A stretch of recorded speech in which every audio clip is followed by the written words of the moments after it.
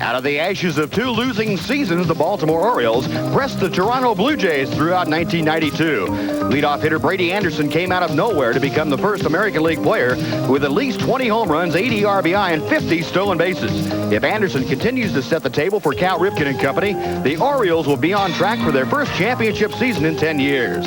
27 spring trainings for Nolan Ryan. Today, the familiar number 34 makes his last start at Charlotte County Stadium. And Florida residents line up for the Express one more time. Rangers and Orioles next.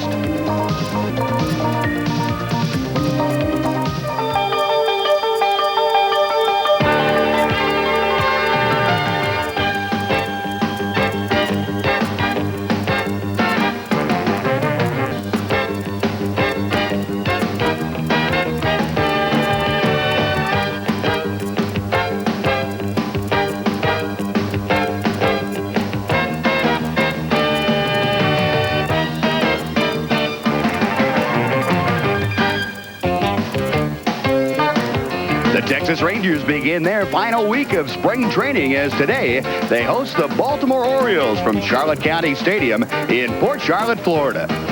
Hi, everyone. Steve Busby along with Jim Sundberg. Another great day for spring baseball in Southwest Florida. And Sonny, we talked a lot yesterday about Ranger pitching, the change in the staff. Over the years, the Rangers have really relied on a lot of their young pitching talent, sometimes rushing guys through the minor leagues, to get major league help. This year, a different story. Well, Buzz, a big change in philosophy and on what it takes to win.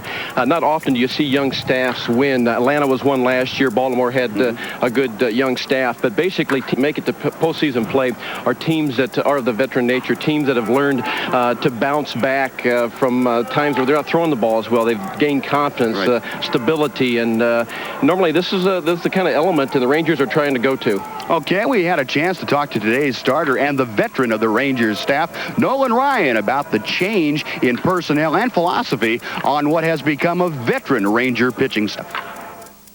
I think it's a big plus because we're not asking kids to go out, fill certain roles in the bullpen that maybe they haven't. And not only are you asking them to do it on a major league level, you may be putting them in a position they've never been in before. So you have veterans that know their job, they know what they have to do, and they know what their abilities are. So I think that's a real plus.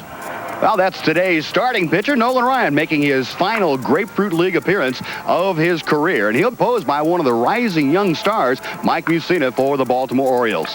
Texas Rangers and Baltimore Orioles exhibition baseball. Nolan Ryan once wore a Houston uniform, lit up the Astrodome. For 9 years, the Ryan Express chalked up a 5th no-hitter, 200th win, and surpassed 4,000 strikeouts. Tonight, he returns to the Dome one more time and says goodbye to more than 54,000 of his neighbors. The Rangers and the Astros next.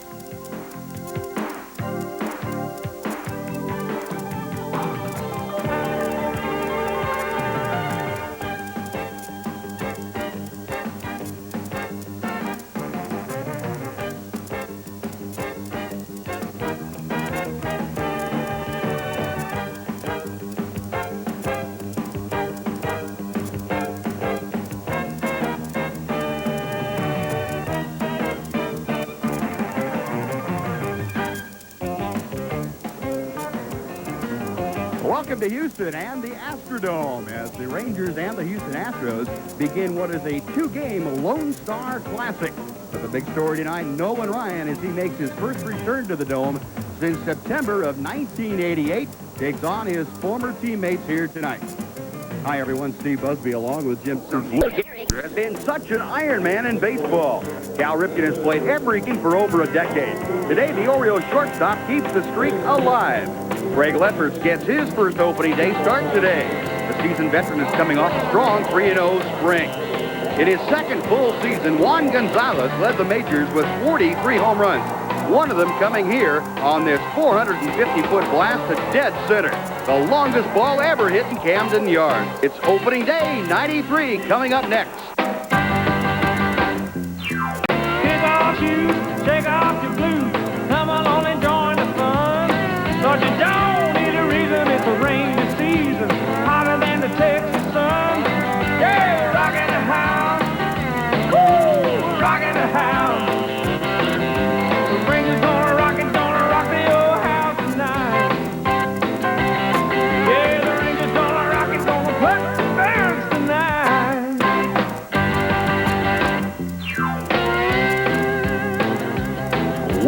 to opening day 1993. And for the Texas Rangers, that means Oriole Park at Camden Yards as the Texas Rangers take on the Baltimore Orioles. Hi, everyone. Steve Busby along with Jim Sundberg. Nothing more exciting than opening day in baseball. And, boy, I sure remember mine. What about you, Sonny? What kinds of thoughts do you have about opening day? Well, Buzz, it really gets the blood going, and no regular season game is as exciting as the first one, and the Rangers and Orioles are set to go. And the new skipper, Kevin Kennedy, getting his first major league opening day. You had a chance to chat with the new Ranger manager prior to today's game. Well, I asked him over the course of the season, what are we going to see out of Kevin Kennedy? And he said that not much is going to. He's going to be a very aggressive type of a manager. Well, I think the fact that I won't change, that's for sure. I mean, my aggressive style will not change. I think the players are going to see that we've played fundamentally sound baseball, good situation baseball. I think a lot of these guys that maybe didn't know how to win are going to find out by September how to win. They're going to know what it takes to win a ball game. It's not just a matter of going out there and showing up and playing long ball. It's executing, and that's what I'm big on, fundamentals, execution. And by September, we do that, we're going to be there. Well, we certainly... The block is perfect. Voice products from GTE can put that power to work. We can plan, provide, service, and guarantee a system for you. Call us. How'd they all find out already? We haven't even hung the new McStuffins. TVT, Channel 11, Fort Worth, Dallas. Memories began at Old Turnpike Stadium 21 years ago. Tom Vandergrift throws out the ceremonial first pitch. As the new ballpark is built nearby, the man who helped bring baseball to Dallas-Fort Worth reflects on the final home opener at Arlington Stadium. That first night was a satisfaction for the region, getting its just desserts. Now I know how much the region appreciates it and how we're going to a new plateau. Memories began 27 years ago for Nolan Ryan. Tonight, the Express begins his farewell tour. The Rangers' home opener is next. Kick off your shoes, shake off your blues. Come along and join the fun. But you don't need a reason, it's a rainy season. Hotter than the Texas sun. Yeah, rockin' the house. Woo, rockin' the house.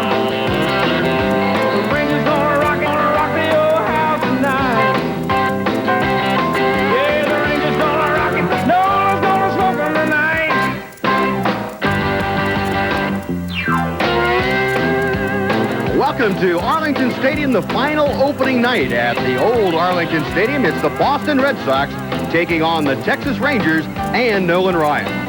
Hi, everyone. Steve Busby along with Jim Sundberg. And Sonny, 21 years ago, it started all here, and this will be the last opening. But I know you weren't with the ball club. A lot of the players that you came up with played in that first ball game here in '72. Well, a lot of familiar names in the Rangers. That's just the first of only 54 wins that season, and a lot of change since that time. A lot of people out to tonight's ball game, and it looks to be a very good year. And the 27 years ago that Nolan Ryan began his great career, and of course Nolan getting the final opening night assignment here in Arlington Stadium, a very fitting tribute to probably the greatest power pitcher in the history of the game. Most definitely, and talking with Nolan earlier, this is just like a regular game. He's just going out, going to get his work in, and try to win this ball game. Well, if it's like a regular ball game, it could be a dandy for Nolan and the Rangers. We'll come back with the starting lineups, the pitch for you, the final season home opener here at Arlington right after this. Tonight's game is brought to you by Southwest Airlines, offering frequent flights and low everyday fares. Now back at Arlington Stadium, along with Jim Sundberg, Steve Busby. Glad you could join us tonight. A very historic evening here at Arlington Stadium, the final home opener in the old Arlington Stadium, the new one being erected in right center field. And quite a scene here tonight. A great deal of ceremony and a lot of historical perspectives, I guess, coming up from folks and of all different walks of life. Maybe the man most responsible for the Rangers coming from Washington to the Dallas-Fort Worth Metroplex, Tom Vandergrift, who then was mayor, throwing out the first pitch tonight, and he got in the vicinity, but that's about the best that Tom Vandergrift could do. Nice backhand by Pudge Rodriguez. We did talk to Tom Vandergrift earlier about the history behind what used to be Old Turnpike Stadium, and of course he has a lot of fond memories and also memories of bringing the Senators here to become the Rangers, and here's his historic perspective on that. Dallas, Fort Worth, the whole region found a unity in that stadium, and that unity was transferred to many other endeavors in later years. That, I think, is its legacy, why it is so valuable to the region. Even if you don't care for baseball, even if you never go there, it has its place in history where this region is concerned. It brought us together. A man that Ranger fans will never forget, and I don't think they can thank enough, really, Tom Vandergriff and the group that he formed to coerce the Senators, Bob Short, to bring that ball club here in 1972 from Washington, despite all the protests out of the nation's capital. But, Sonny, it happened, and this will be the last time that the Rangers open up a season in this stadium. Well, Buzz, Tom Vandergriff, first a true gentleman and a guy that has carried a lot of hats over the years. In fact, he was in the broadcast booth there in the early years for the Rangers doing some of the work.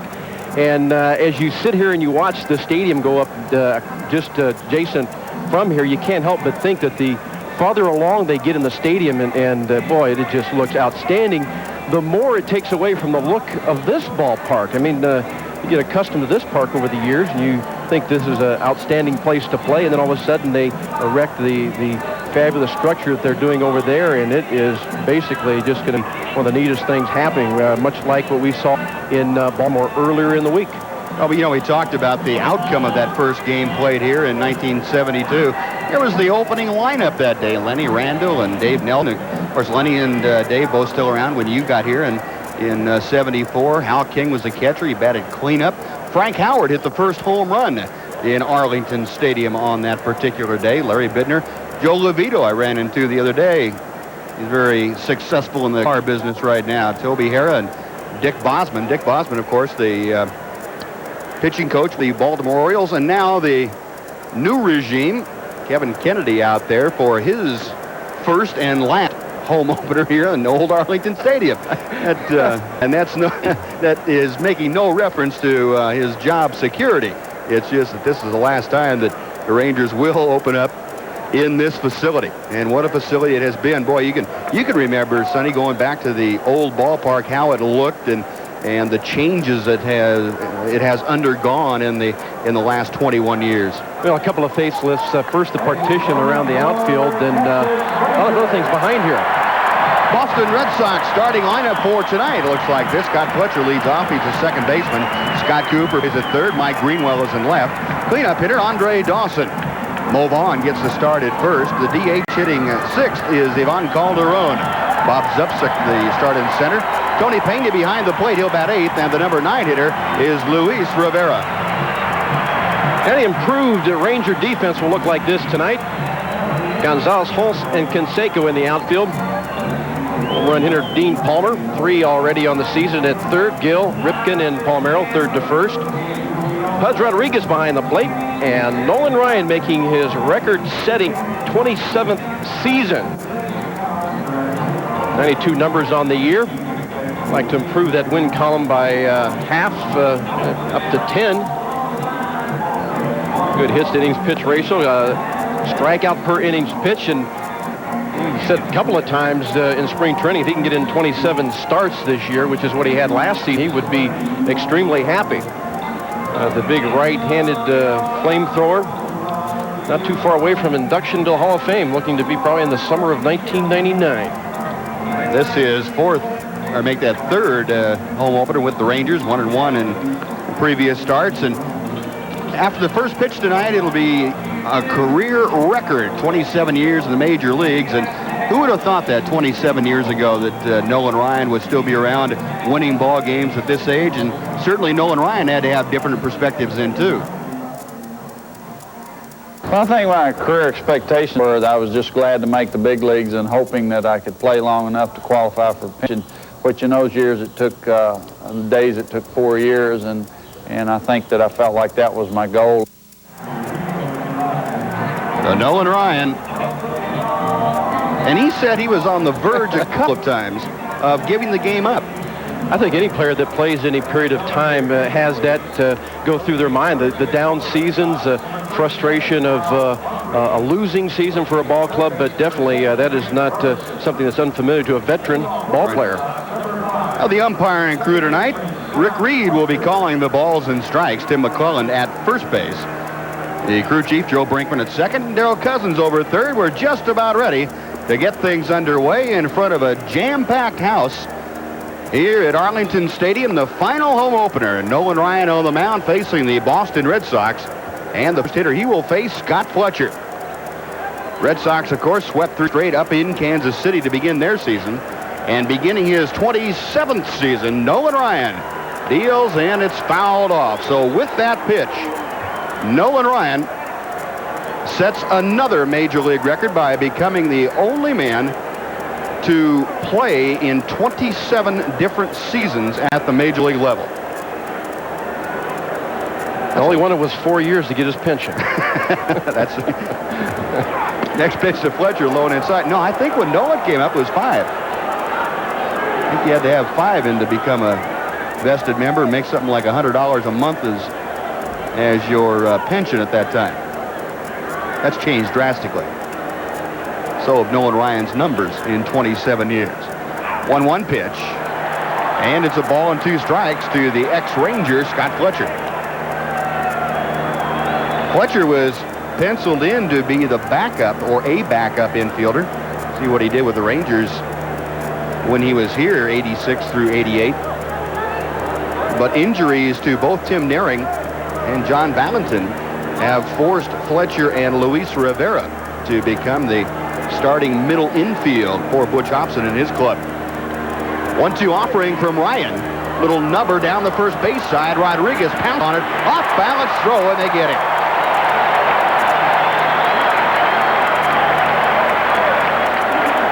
Oh, a great test. The quickness of Butch Rodriguez. He bounced out from behind the plate and really got to that ball hurry.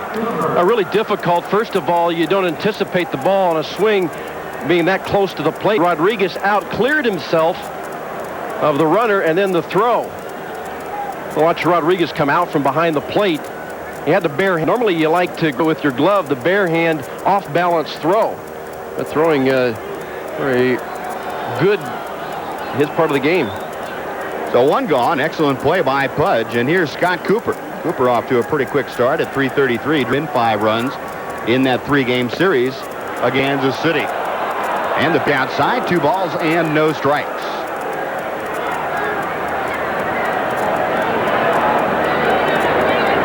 Scott Cooper hitting in that number 2 slot. Well, you look at this order and it has changed dramatically as that pitch is fouled away. You wonder where Wade Boggs is, and Jack Clark was in that 4 slot for a couple of years with the Sox. Mark Greenwell, one of the few holdovers in the middle of that order. Ryan ready, and the 2-1 pitch. Tailing fastball, low and outside, 3-1, says Rick Reed.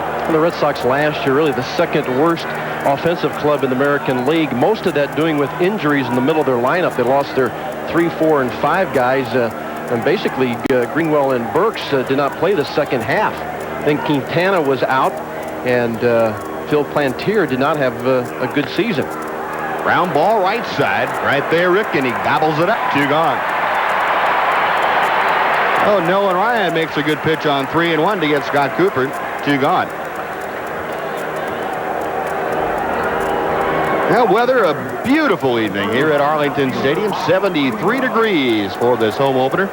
Very low humidity. Winds out of the west about 6 miles an hour. And more of the same. As a matter of fact, this Easter weekend is supposed to be just great for any outdoor activities. And we would hope that that would include a Ranger game somewhere in there. 2 gone, and Mike Greenwell takes a pitch outside, ball 1. You remember this time last year and into May, Mike Greenwell, you saw 6 RBI up there for him. Greenwell had 1 RBI in the first 3 weeks of play last year. So things have changed a bit as far as Mike Greenwell is concerned. Of course, it got worse as the season went on. Butch Hobson really scrambling to try to get this club righted and was not able to do it. 2-0 pitch. Right side again. Ripken with good range and a fine play by Billett. Side retired. Nolan sends him down 1-2-3 with some good defense. Half an inning in the books. No score. Who says there are no heroes? Red Sox gone quietly in the first. Now the Southwest Airlines Texas Rangers starting lineup. David Hulse starts things off. He is the center fielder. Rafael Palmeiro's at first. Jose Canseco bats third. He plays right. Juan Gonzalez in left. Julio Franco is the designated hitter. Hitting sixth, the Major League home run leader currently, Dean Palmer. Catcher Ivan Rodriguez hits seventh. Benji Gill, the 20-year-old shortstop, bats eighth. And Billy Ripken, who turned in some good glove work in the first, bats ninth. And the Sox will have Greenwell, Subsic, and newly acquired Andre Dawson in the outfield. In the infield, Cooper, Rivera, Fletcher, and Vaughn. Tony Pena behind the plate. And John Dobson making his first start of the season tonight. Last year, 7-11. ERA just over 4, making 25 starts. Had good control, 38 base on balls and 141 and a third innings of work. And really came back from major elbow surgery, missing most of the 91 season. Actually just pitched 1 inning in that 91 year and came back putting in a bunch of innings last year, but fitting into this rotation. And where the Red Sox go this year could depend on this young man fitting in with Viola and Clemens. Red Sox are searching for someone to back up those two stellar pitchers. David Hulse to start things off, bluffs a bunt and takes ball 1. Hulse is 286. 2 out of 7 in that Baltimore series. And the same starting lineup thrown out there again by the new Texas skipper, Kevin Kennedy. Strike on the inside corner, and the crowd wondering aloud why Rick Reed didn't grant Kevin Kennedy's hitter the same latitude as he did the Red Sox hitters. Swinging strike, it's 1-2.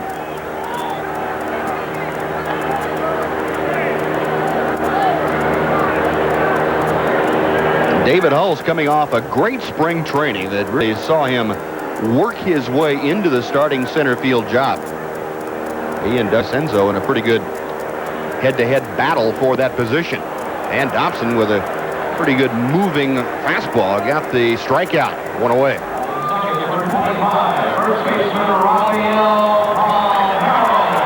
Here you're talking about Dobson, Jim, having that elbow surgery, and last year was really kind of a test for Dobson to see how much Armstrong was able to get back, to see if he'd gotten over the mental repercussions, the mental scars of that surgery. And I think the Red Sox are banking on him having a better year this year because he has proven to himself, most of all, that his arm is sound, that he can go ahead and let it go without any worries.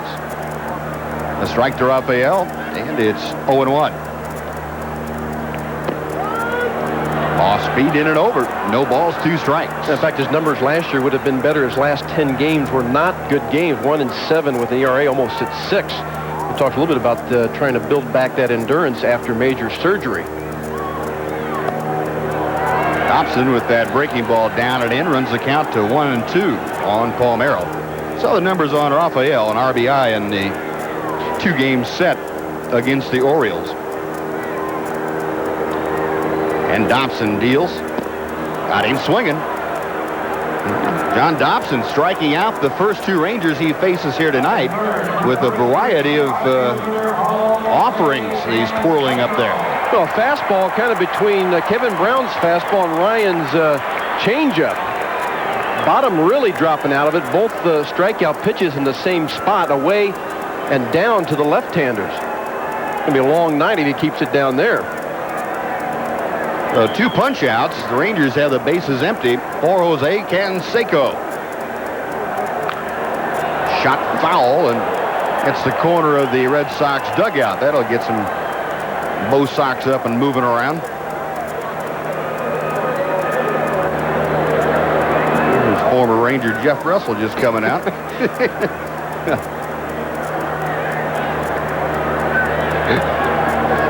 He's off to a fast start, too. 2 saves and 2 appearances. Breaking ball is away. That evens things now. A ball and a strike. You know, both these ball clubs really coming out of the chute in great fashion. Their first series, the only 2 American League clubs undefeated. But 2 clubs trying to erase the thought of a painful 92 season. The Red Sox last place, first time they've done that in 60 years. The Rangers coming off a very disappointing season. The best way to do it is to get off to a start. Towards center field, kind of off the end of the bat. That sent Zupsik back, and he read it finally and came on to make the catch. The Rangers, like the Red Sox, gone in order. We played 1 at Arlington. No score. Friday and Saturday. And friends, we remind you that this copyrighted telecast is presented by the authority of the Boston Red Sox and TV 38. It's intended solely for the private non-commercial use of our audience. Any publication, reproduction, retransmission, or other use of the pictures, descriptions, and accounts of this game without the expressed written consent of the Boston Red Sox and TV 38 is prohibited. Andre Dawson begins the second in a scoreless game. Each team went in order in the first. 38-year-old Dawson facing the 46-year-old Ryan. There's a shot toward the left field corner. A fair ball off the wall of a hop. Gonzalez had trouble playing it, and Dawson strolls into second with a leadoff double. His 4th hit of the year. Had the privilege of flying with the Red Sox last night from Kansas City down to Texas, and Andre was behind me on the bus on the way to the airport, and I said, Andre, how about your dealings against Nolan Ryan over the National League? He said, he got me sometimes I got him. Well, tonight he gets the 2-base hit leading off the second inning. 26 times Nolan Ryan has struck out Andre Dawson, but not this time as he quickly jumped on a high heater. Ryan is more to him. He's been dragging it, hitting it a lot of times foul. That one opened up for a double here in the second. Dawson out there at second, and now Mo Vaughn, who has carried over into the regular season an outstanding spring campaign. He's hitting .455 right now and cues it foul just over the Red Sox dugout. Big Mo Vaughn, and not only has he dropped some weight from last year, he has also worked very hard on his defense around the bag at first, catching the ball, having softer hands, and that's enabled Butch Hobson to go ahead and use him at first base. Kind of a platoon situation with Carlos Quintana. Yeah, the kind of spring that Vaughn had basically won him the opportunity to platoon. I think if you would look at the Red Sox and ask them what they preferred, probably like to see Quintana come back and put up the kind of numbers he did a couple of years ago. 1-1 pitch to Vaughn. Low and to follow up that footnote on Nolan Ryan's new major league record, the only professional athlete to play longer in sports history, Gordie Howe, played 32 years of professional hockey.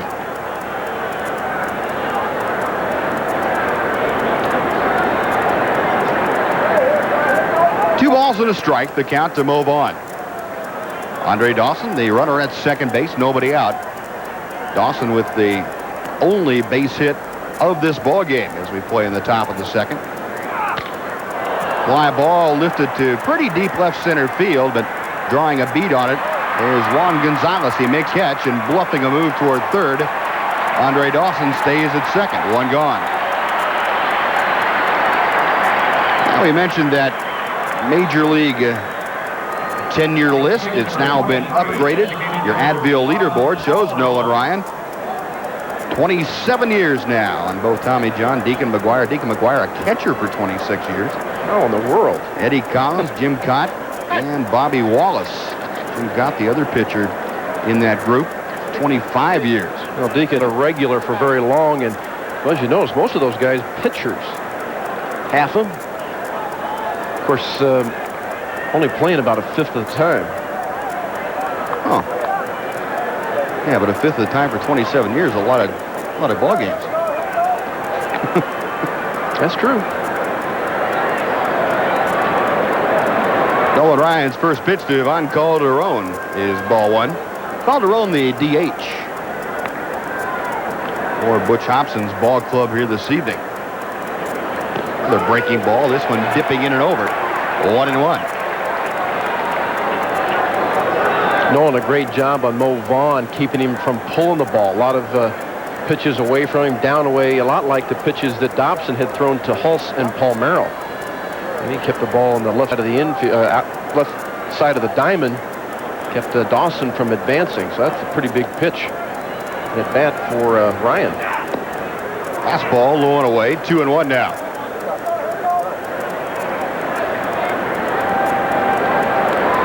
So Nolan Ryan, after a disappointing 1992 campaign, although in his defense it could have been much, much better. That 5-9 mark could easily have been on the plus side of the win column. 2-2. 7 times he left the ball game with a lead from the 6th inning on, only to come away empty. And you'd like to see a little bit of luck come in this last season as he makes the tour around the league. He's going to do for a year where he has a few breaks. He's got the kind of bullpen that looks like will give him that kind of a support.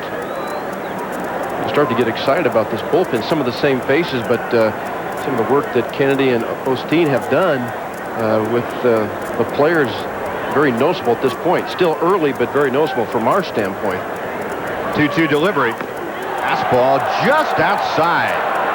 Nolan staring in at Rick Reed, as Nolan will do from time to time. And the count is full. So Ivan Calderon trying to get aboard with 1 out behind Andre Dawson. Bob Zupsik loosening up in the on-deck circle. You wonder if Reese and Reed and Wendy have seen that look from time to time at home when they didn't do their homework or something.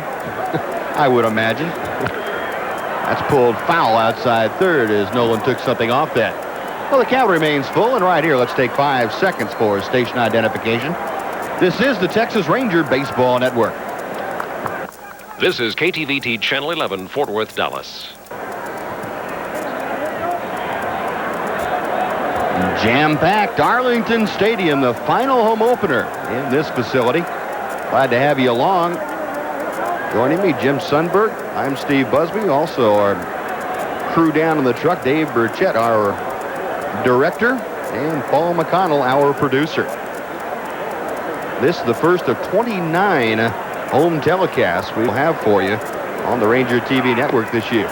Pitch outside, and Calderon draws the 1-out walk, so there are 2 aboard for Zupsik. First walk of the game. That's an area where you notice an immediate difference from 1992. Charlie Liebrand, Craig Lefferts, in their 13 innings of work, issued just 1 walk between them.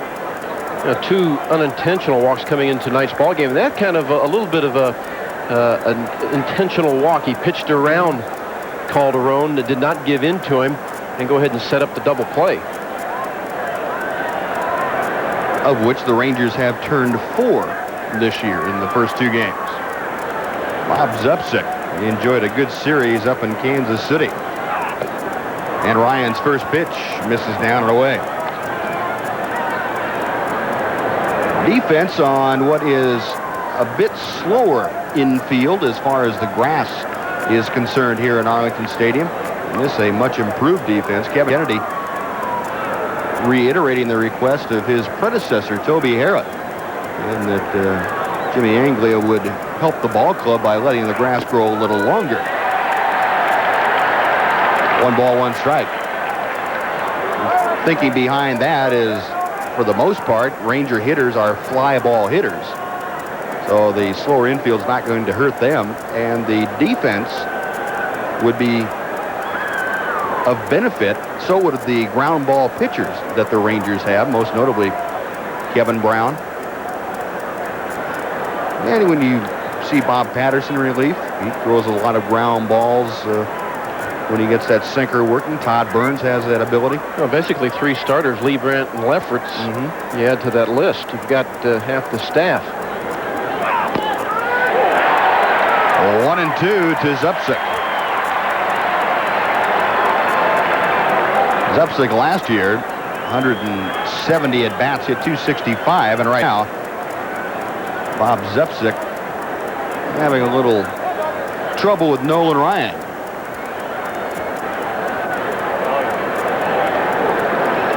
Dawson, the runner at second, getting his lead. Bud Rodriguez going through the series of signs. 1-2 pitch in the dirt. What a great stop by Rodriguez. Oh, that may be the most difficult pitch to block, Sonny. That ball appeared to bounce 2 or 3 feet in front of home plate. Buzz, the defense up the middle has been outstanding. Rodriguez with a difficult block. He got out to the side very quickly. Watch the upper body leaning forward. To keep that chin tucked, it allows you to keep that body forward and the ball in front. Well, great play preventing Dawson and Calderon from advancing. Now it's 2-2.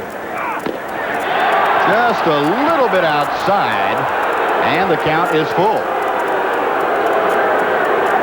Now Nolan having a little trouble locating the corners thus far as run the count full to Zepsic, who is the 7-hitter. If he reaches with 1 out, Tony Pena, veteran catcher, swinging a bat in the on-deck circle.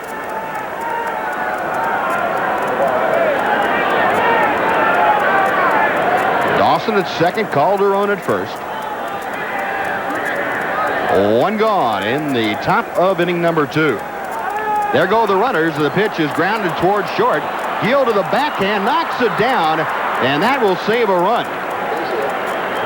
It will be a base hit, but Benji Gill doing a good job covering a lot of ground to get that ball off of the bat of Bob Zepsic and prevent Andre Dawson from rounding third and coming home. Well, Gill was positioned towards second, leaning towards second, had to reverse momentum and go get this ball, but he kept it in front of him. And this position, that's all you could do. You still have the double play set up, and no runners have scored. And you get to the hitter, Tony Pena, that is a guy to double up. Well, the base is full of Red Sox on a couple of base hits and a walk here in the second. Tony Pena hitting .375, as you will note, on this young season. Tony, one of the least patient hitters in all of baseball. Nolan will work from the stretch with the bases full. And Pena, as he will do much of the time, fouls off the first pitch. Tony last year struggled a bit, ended up at .241. 410 at-bats for the Red Sox backstop. Yeah, getting up there with the age and beginning to show the signs of what happens when you catch so many ball games. Last couple of years, his bat has not been as quick. But one of the better hitting catchers through his career. And one of 2 left from the golden era of catching, really. He and Carlton Fisk. A ball and a strike as Nolan backs Pena off the plate. Tony Pena, 11 years deep into averaging 141 games a season. This guy's a workhorse. The team had a winning record last year when he was behind the plate. And basically his job has not been to hit, but to be the general of the pitching staff. And he has done a great job doing that. Nolan okays the sign, checks Dawson at third. This could be 2. Ripken to Gill. Can they turn it? They do. Now you called it, Sonny. Pena the man to double up. Thank you very much. No runs, 2 hits, and 2 left. After 1.5, no score. Recently, Southwest Airlines won the airline industry's first annual Triple Crown ever. #1 in on-time performance, #1 in customer satisfaction, and #1 in baggage handling. Southwest Airlines, #1 and still climbing. For the way you make me feel, for the way you give your best, you're the one, Southwest. It's a marvelous place. I got my car lubed there and had hair done, got food for my piranha, enjoyed a round of miniature golf, and had my espresso machine repaired. All at Swabips. Southwestern Bell Yellow Pages. Swabips, where people get one and I found a way to finally end Cousin Elmo's visit. It's been 4 months.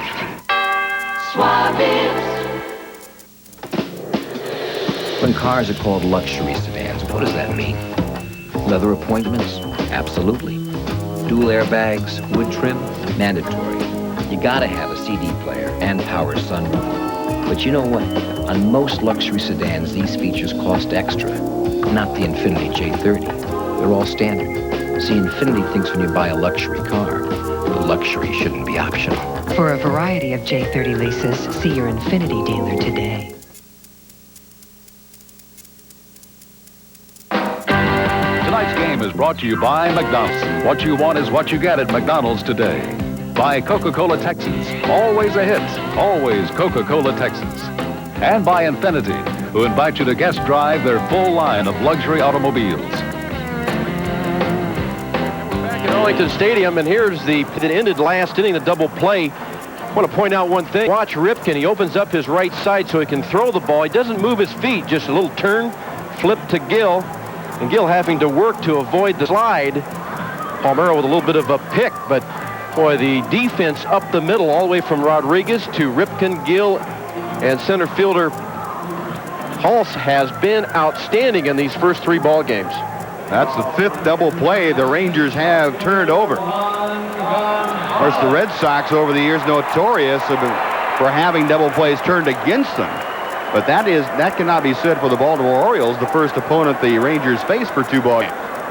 So still a scoreless ball game. We'll move to the bottom of the 2nd inning. Juan Gonzalez will start things off with that 2 home run performance. He and Dean Palmer doing the double duty on opening day. Both of them with 3 RBI. And he takes high and tight for ball 1.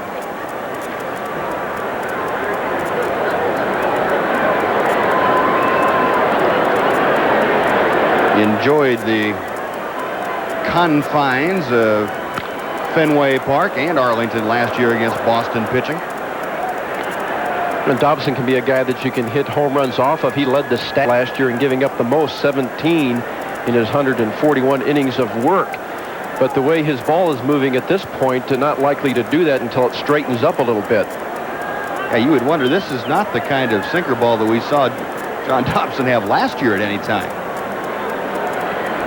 1-1 pitch, waved out and missed.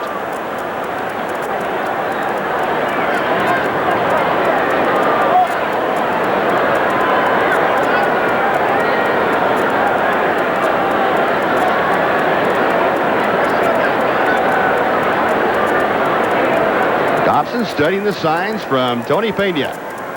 1-2 delivery. Chopped toward third and foul outside the bag.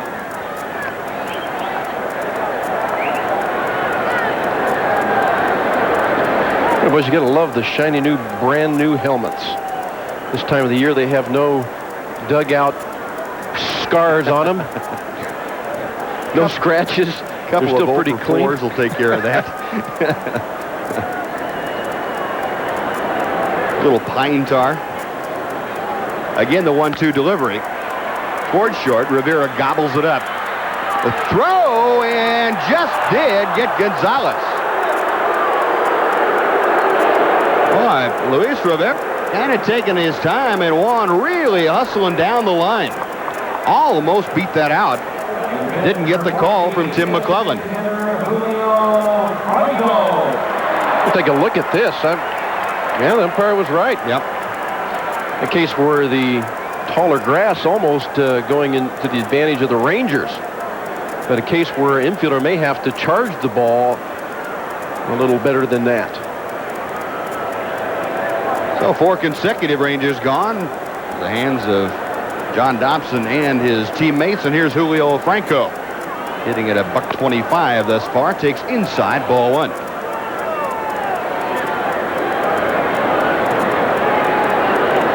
Julio pretty well resigning himself to the fact that he's going to be a full-time DH. And I think as far as the good of the club goes, Julio said that's fine. If that's going to help the club, I'll do it. Plus, if that gets me 450 or 500 at bats, where I don't have to miss much time. That's even more important. Trying to work on his timing. A couple of strikeouts in the first ball game on Monday. Had just one at bat in the previous the last 6 spring training games. And with a week to go in spring training, his stroke was not bad. But you spend a few games out and having a struggle with his timing, missing a few balls, pulling more balls than you normally does. He's down on the count now. A ball and 2 strikes to Dobson. And he calls time as he's tired of waiting. The situation, 1 and 2 with 1 out. Base is empty in the bottom of the 2nd inning. And a bit high.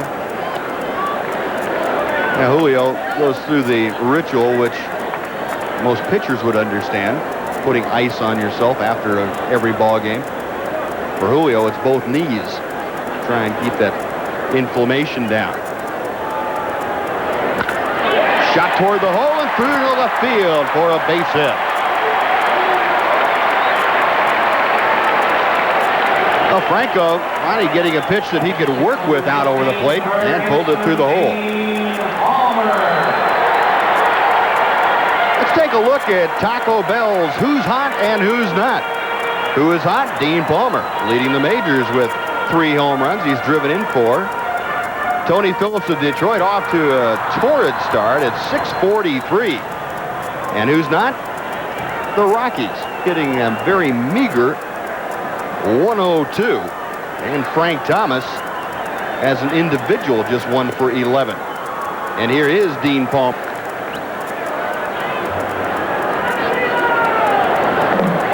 Dean, of course, last year began the season by homering in the first 3 ball games in which he played.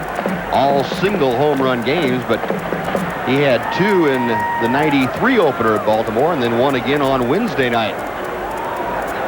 Well, the Rangers' first 2 wins, very typical why so many baseball people like the long ball. Here you've got 5 guys in the Ranger lineup, 5 starters not hitting 200, but you get 10 runs in 2 ball games. You can see a pretty good matchup in Palmer's favor here. On the inside corner, Dean takes it for a strike. It's 1-1.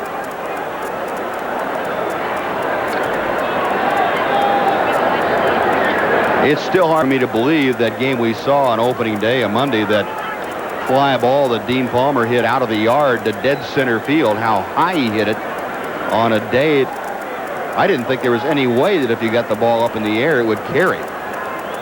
Dean Palmer showing you just exactly how strong he was on Monday in Baltimore. That ball traveled some 425 feet. Julio Franco with a fairly good lead at first base. Pitch to Palmer, in and over, and the count is 1-2. Well, Palmer, one of 3 guys in this lineup you call let it fly. Starting off with Canseco, Gonzalez, then Dean Palmer.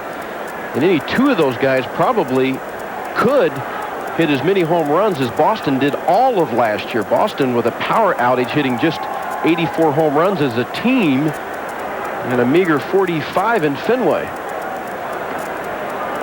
It seemed like you'd almost have to do that by accident. Pitch to Palmer, and Dobson records his 3rd strikeout of the night. Dean Palmer gone, and there are 2 outs for Ivan Rodriguez. Now, Dino will need about 6 more inches on his bat to get to this one. Very tough pitch. He got ahead in the count. Dobson did, and then threw one off that side corner of the plate. The difference of being ahead or behind. You can waste a pitch, and the count's in your favor. Fudge off to a very quick start, 4 out of 8 for the young season. Had a 3-hit performance on Wednesday. Franco at first, a very small lead in Dobson's first pitch. Ball 1. Rangers hitting just .225 as a club. That compares to .299 for the Boston Red Sox. Rangers, however, with a major league high 6 home runs.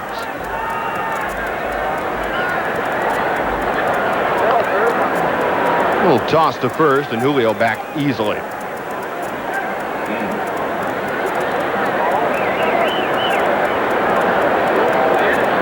Big Mo Vaughn over there holding the bag against Franco. Dobson, a letter high set. Take a look at positioning. Fletcher up the middle, Vaughn holding Franco on. Look at that hole on the right side. A guy like Rodriguez, his ability to get it that way.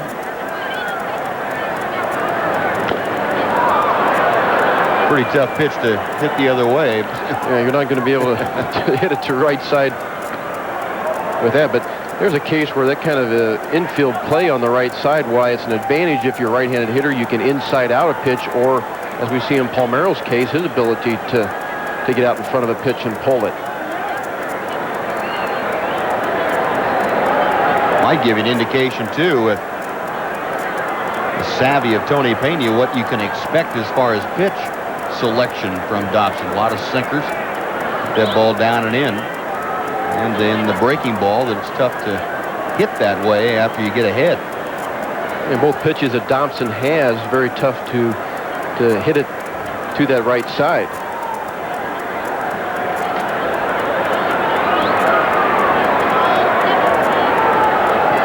There's that breaking ball, and nice stop by Pena.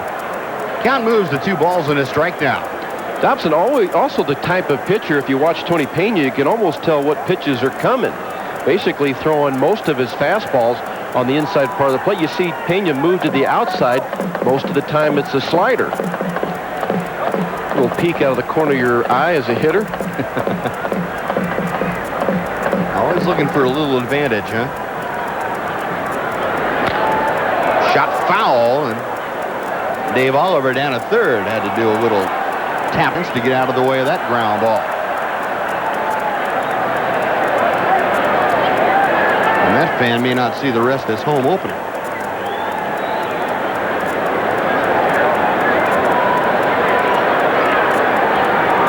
Give the ball to somebody else. Maybe they won't notice. Give it to a 7-year-old boy, and you know, guy's real brave, huh? Yeah. Dobson again driving Franco back with the throw. The count's 2 balls, 2 strikes. Julio Franco aboard with the first Ranger hit of the night. That a 1-out single. And Dobson ready once again. There goes Franco, and the pitch is fouled away.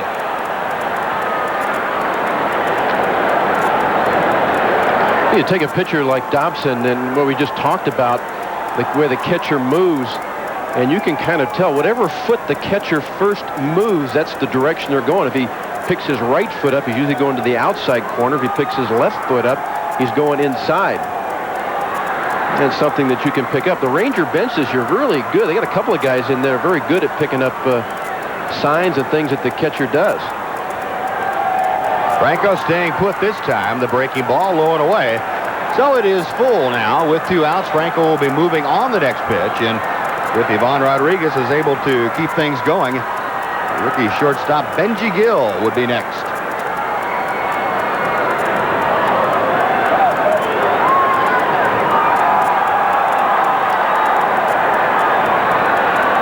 Mo Vaughn now playing behind Franco at first. Dobson ready.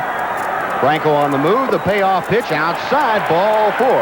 And there are 2 aboard for Benji Gill. Number 22, shortstop Benji Gill. Well, this would be the time for Gill to break out. Still looking for his first major league hit. I think everybody pulling for him. It's like a 20-year-old comes to the big league probably a year earlier than he thought.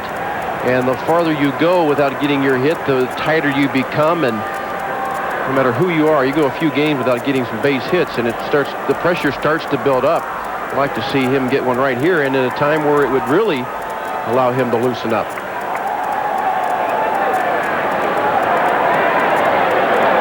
Benji Gill 0 for 6 in this young season, his first major league campaign, taking the place of the injured Manny Lee. Well, he was going for it all there.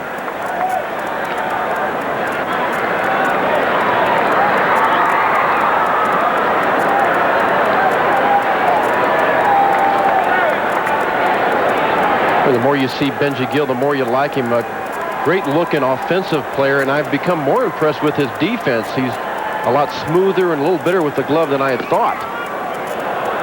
Takes a strike. It's 0-2. Had a tough game in one respect Wednesday with a couple of errors, but also has made some great plays. Yeah. And his defense has been a plus.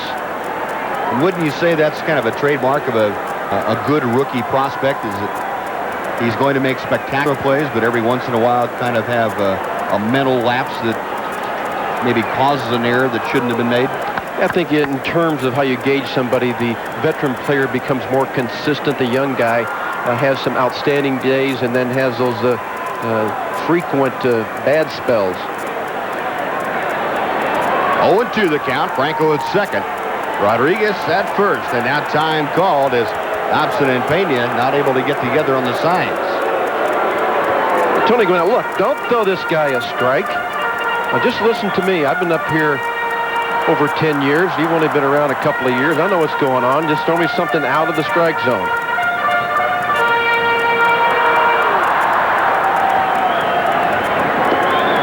So there. He might have said it in Spanish and Dobson would have understood, but 0-2 pitch. Just a little bit high, and the count moves to 1-2. You got a glimpse of Kevin Kennedy, who is a perfect 2-0 as a major league manager.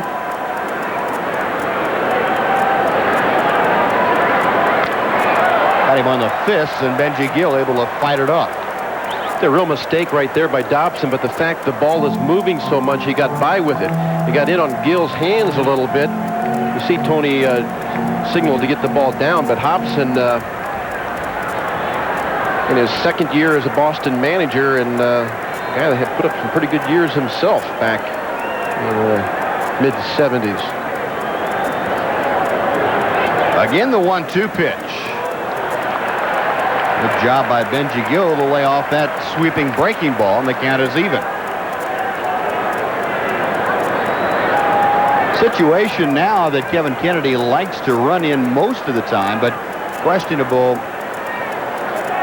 with Franco and Rodriguez, unless they can get very good jumps. They are not running, and a chopper foul.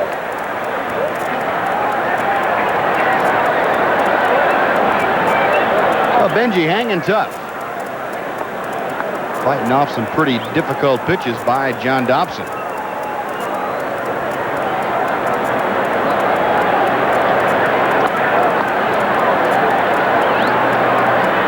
Tony Pena out in front of home plate, directing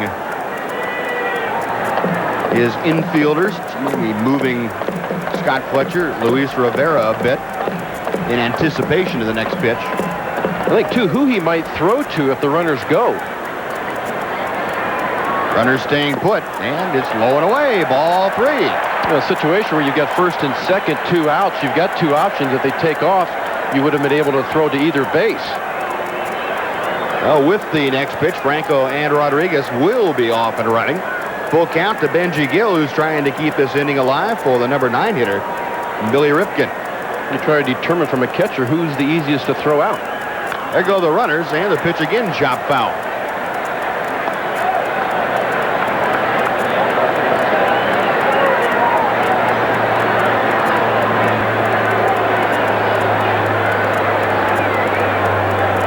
Well, Dobson will try it again on 3-2.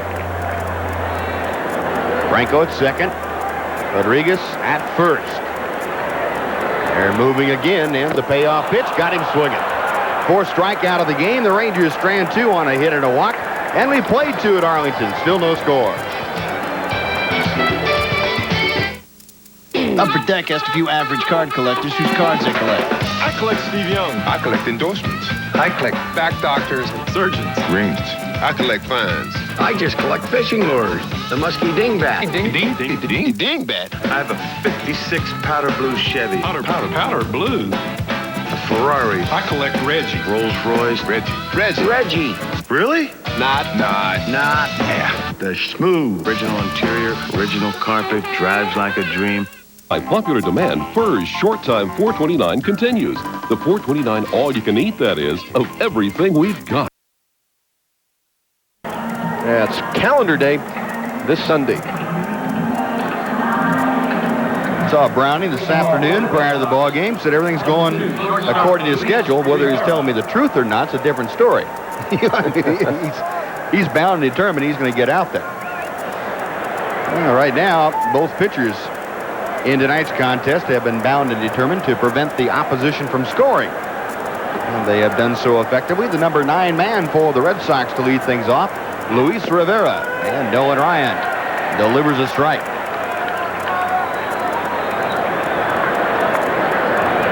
Rivera, like Fletcher, as we mentioned, not scheduled to be a regular for the Red Sox, and had to assume the opening starting role because of the injury to John Valentin. And basically a youth movement in the infield. Scott Cooper over at third replacing Boggs. Cooper came on last year, hit real well the last couple of months. John Valentin, of course, with the injury along with Tim Nearing, but good-looking young players. 1-1 pitch. That's probably the best fastball that no one has rushed up there tonight. It really has. He has had a big selection of breaking pitches and change-ups. But very patented Ryan, big leg kick up, almost hit himself in the forehead. Power, a lot of leg drive, hip action, and pulling down of that upper body. Now Ryan's 1-2 pitch. That's the second best fastball that no one has thrown tonight. And Rivera says, why'd you have to find it all of a sudden when I'm up there? Well, that is the Express's first strikeout of 1993. And threw it in a spot where it's tough to hit. You see probably about letter high as across the plate. A lot of times you take a fastball hitter like Rivera and you throw something out of the strike zone, they'll fish after it. Back to the top of the order, Scott Fletcher. Fastball high and away. Scooter out on a fine play by Ivan Rodriguez. His first time up. A little tapper down the first baseline that Pudge jumped all over and threw out Fletcher by a couple of steps.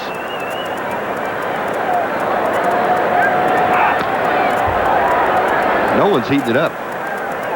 They kicked it in. Yep. Not unusual. You look at Nolan's career, and it's been pretty typical that if he has struggled in a ball game and gone beyond, say, 7 innings or so, typically about the 3rd inning, he's been able to kick it into a little higher gear, getting himself together. Catch you up on our scores as we go along. Real slugfest in Toronto.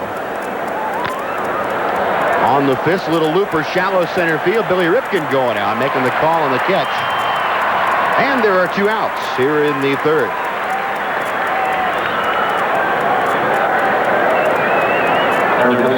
I guess that's, excuse me, Tim, I guess that's kind of typical of a lot of power pitchers, that if you don't get them early, and they have a reputation of being a successful pitcher also, you're in for a very tough night after that. Pitch to Cooper is a strike. I think if you take any successful pitcher, you look at them, they've had the ability to adjust and make changes. 0-1 pitch, just a bit low. Nolan angrily snapping at that throwback from Pudge Rodriguez and really giving Rick Reed a pretty good stare. You know, Rodriguez having the opportunity to work with a veteran like Ryan. I had the opportunity to work with a guy like Gaylord Perry, and Perry had 5 pitches. Mainly he threw 3 of them, and when he had trouble with his fastball, he went to the other 2. Down the third baseline, in pursuit, Dean Palmer, Benji Gill, but it's back in the 2nd row. I know he had 1. Well, he had 1 that I broke out my wetsuit with. But basically, I mean, Perry, there was probably a 9 or 10 game stretch back in the 70s that I caught him where he did not throw the one where the wetsuit was needed. But usually he went to that pitch when he didn't have his good fastball. And what we've seen here with Ryan not having the good fastball in the early innings, he's gone with his curve and mainly his changeup. Right. 1-2 the count to Scott Cooper. And Ryan back to the plate. That ball bounding in the dirt well in front of home plate. It is 2-2.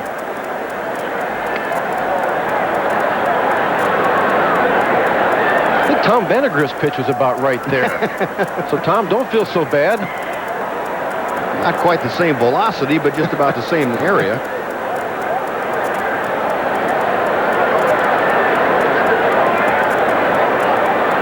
Cooper, a .276 hitter last year, and Ryan with a 2-2 delivery. No one can believe it.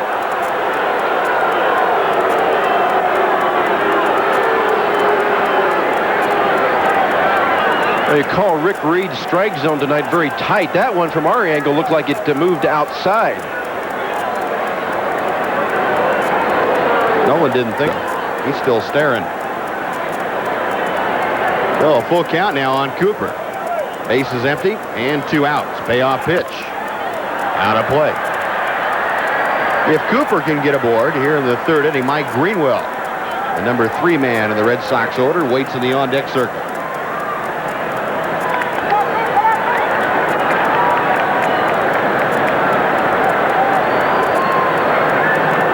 Ryan ready again. Line drive, right center field. That's going to fall for a base hit. David Hulse over to cut it off, and like Cooper got the changeup to work with. And stroked it into right center, and Nolan has allowed his 3rd hit of the evening.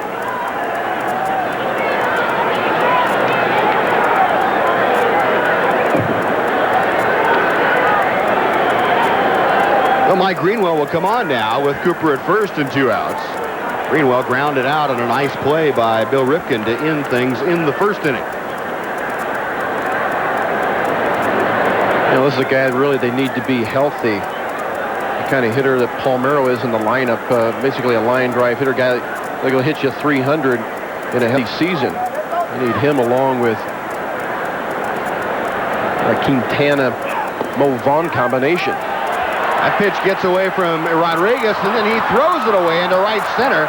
Hulse can't cut it off. They're going to wave Cooper around, and he will score without a play. A very ill-advised throw by Von Rodriguez. And Kevin Kennedy looking on with some consternation as the Red Sox are basically given a run here in the 3rd inning. The changeup really biting in on Rodriguez. Hit him in the thumb. A little reject button, then a sidearm throw. This is what happens when you throw sidearm. Well, it really moves into the runner. This one going all the way to the outfield. Hulse misses it. Allowed the runner to score. But again, this is something, you know, Rodriguez with a lot of errors last year, but a lot of it aggressive and something that as time goes by will think a little more before he does that. 1-0 in favor of the Red Sox now as they score on probably a pass ball and an error. I would think it'd have to be a pass ball and an error. It is a pass ball and then a 2-base throwing error.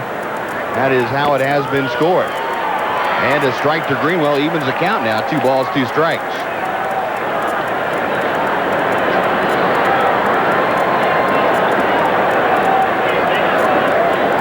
Nolan Ryan not enjoying his work tonight with home plate umpire Rick Reed, and his battery mate, Ivan Rodriguez, having a tough time also.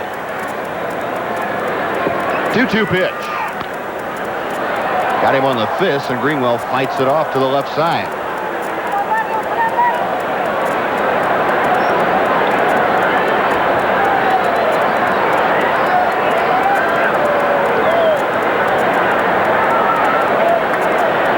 Again with a 2-2 offering.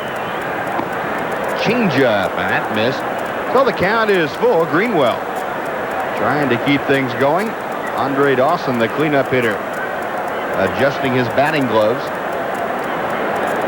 hoping for a chance to face Ryan here in the 3rd inning.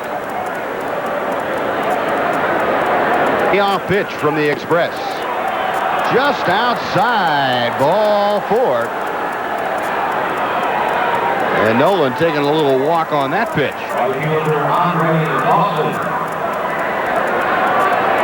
Second walk of the night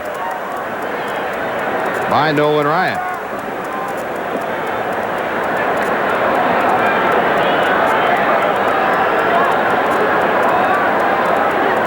I'm throwing a lot of these pitches right here, taking a little bit off.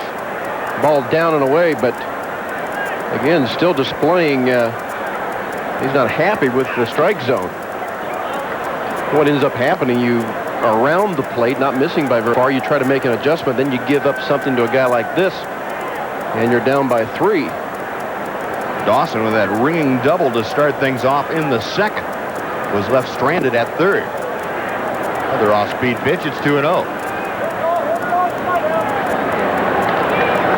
I played with Andre in 1987 when he was MVP with the Cubs. You see that he struck out a few times against Ryan, as the whole league has. But an incredible season, over 40 home runs, 130-some RBI. This guy, incredible year of line drives all over the field that season. Real student of the game and a great gentleman.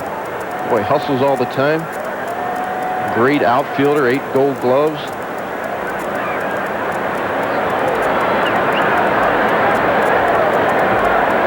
The Hawk. His nickname to his teammates. He's ahead in the count right now, 2-1. Well hit to center field. Hulse had him played pretty well. Now David coming on a little bit to make the catch. Side retired.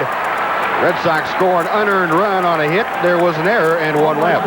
2.5 have gone by. 1-0 Boston. Call me nuts. Call me lazy. This kind of workout is just plain crazy. Don't fill me up with expectations. That's what I want, no imitation. Fall in. Just give me what the doctor ordered. Dr. Pepper. Just what the doctor ordered. Just give me a Dr. Pepper. We want it. Whoa, just what the doctor ordered. The taste of spades and water. We love it. Woo. Whoa, just what the doctor ordered. Bored stiff by being fed a McBorris-burger, Bullwinkle is abducted. Squirrel pay big ransom to get him back. What we want is what we get. But Rocky overheard the entire plot. Those two again. Swiftly, Rocky flies to Taco Bell, home of the original Taco Supreme and the humongous Big Beef Taco. The huge crunch awakens Bullwinkle, who cleverly escapes. I love it when he calls me clever. Steve by the Bell.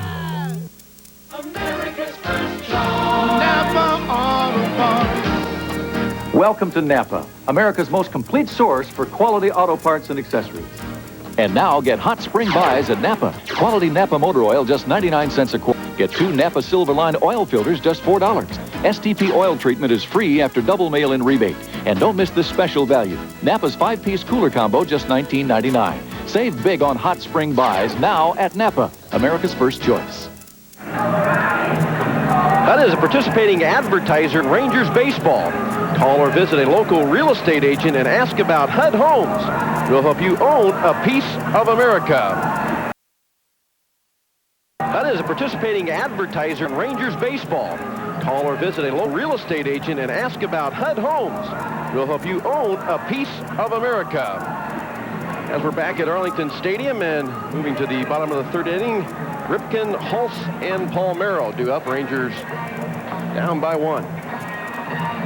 And that run scored by the Red Sox of the unearned variety in the 3rd inning. But it doesn't change the score.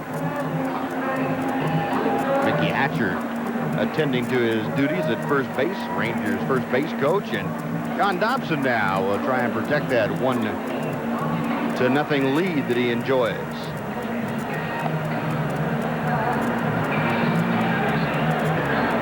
Well, the Red Sox trying to turn things around from last year.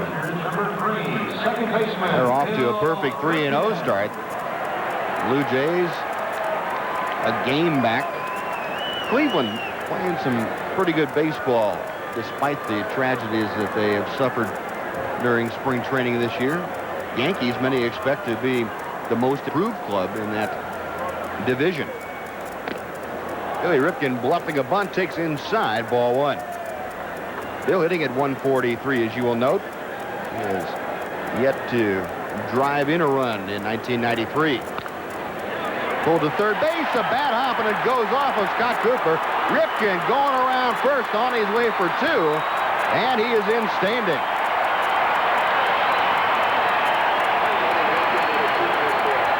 That is going to be a double for Bill Ripken, and rightfully so. That ball just ate Scott Cooper alive. Probably the toughest play for a third baseman to his backhand, and not only that, but the ball takes a hop that just about took his head off. Ripken known to be a pull hitter, and Cooper pretty close to the third base line. So Ripken with that lead-off two-bagger now.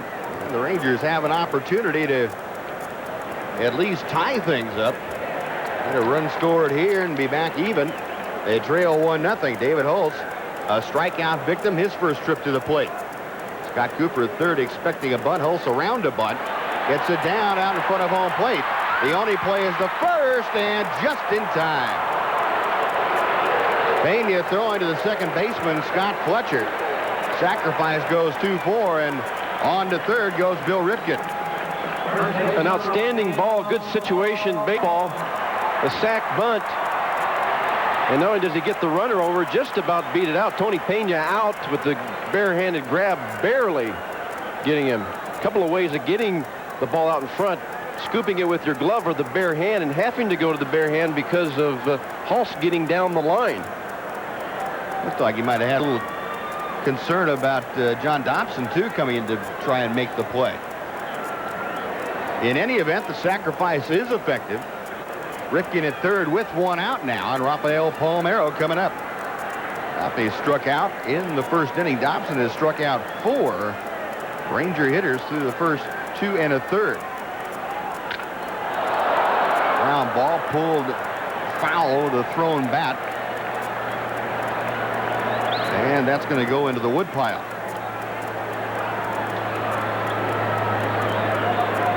Oh, a new piece of lumber coming up for Palmeiro. Palmeiro trying to get out and hook the ball. Dobson, as we've seen all night, keeping that ball down away from left-handers. Palmeiro wanting to get something to pull on the ground to that right side, so kind of reaching out there and letting the bat go. The Red Sox have their infield back with the middlemen, but the corner positions, third and first, just about even with their respective base paths. So ground ball up the middle would get the job done. Questionable to either corner. No problem there. That's a sinking drive in front of Dawson. Trotting home Billy Ripken, and we are back tied at 1 apiece as Rafael Palmeiro drives in his second run of the year.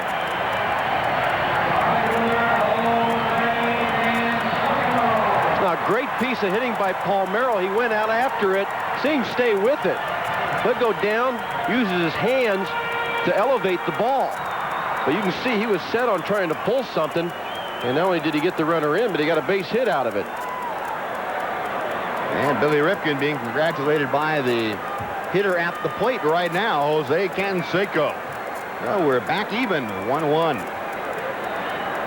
And Canseco skied to center field his first trip to the plate. Waves at a breaking ball, and it's 0-1.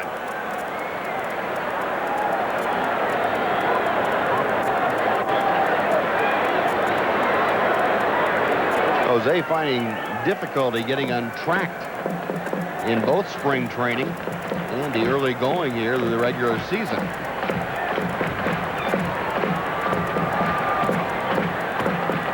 Dobson ready, a check of Palmeiro. 1-1.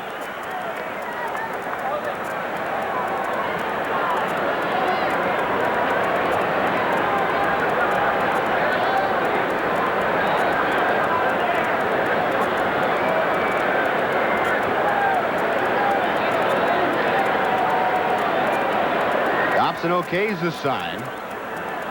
And the pitch to Canseco. Pretty good sinker.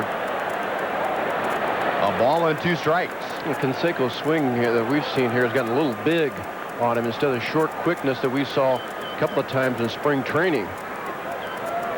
That long, powerful swing, sometimes not what you'd like to see. Very quick bat, use of the hands instead of those arms.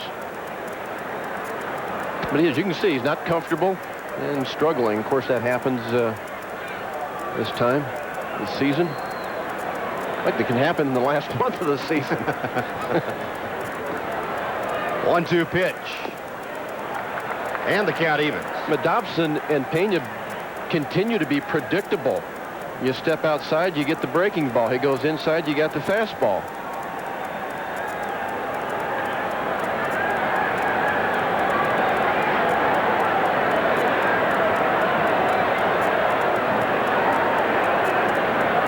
Pena setting that target away. And the breaking ball is chopped foul.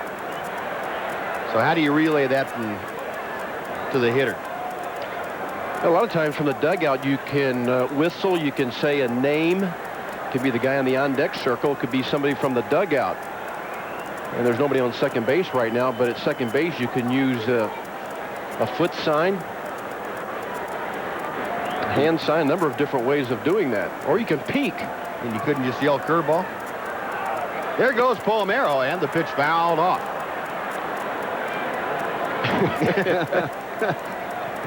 Yeah, you could yell curveball, and it would probably would not make it very long.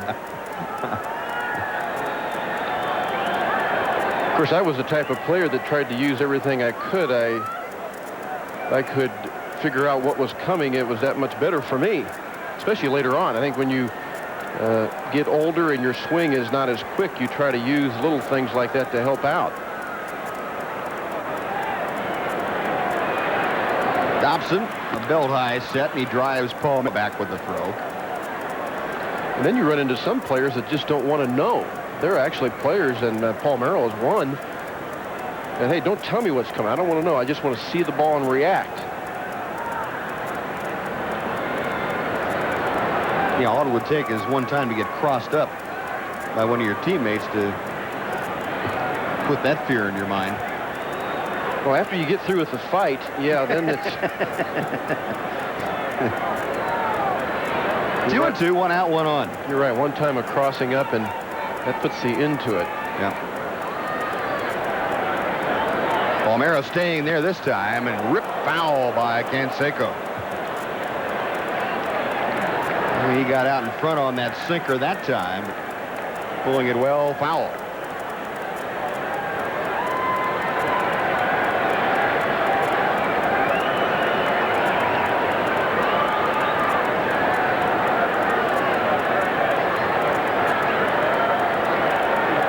The 1988 most valuable player in the American League. Palmeiro going again. The pitch is outside. The throw not in time, on into center field. Rafael Palmeiro up and going to third as the ball gets by everybody. Now finally retrieved by John Dobson. So Palmeiro credited him with a stolen base and an error on Tony Pena. You're going to see Palmeiro stealing a lot of bases this year under Kennedy. Here, the second of the year. Got a good jump, caused Pena to hurry his throw and throw it into center field. Now with 1 out, you've got Palmeiro at third base. Opportunities to score. See the sidearm throw of Pena. Scotty Fletcher pretty upset for missing it.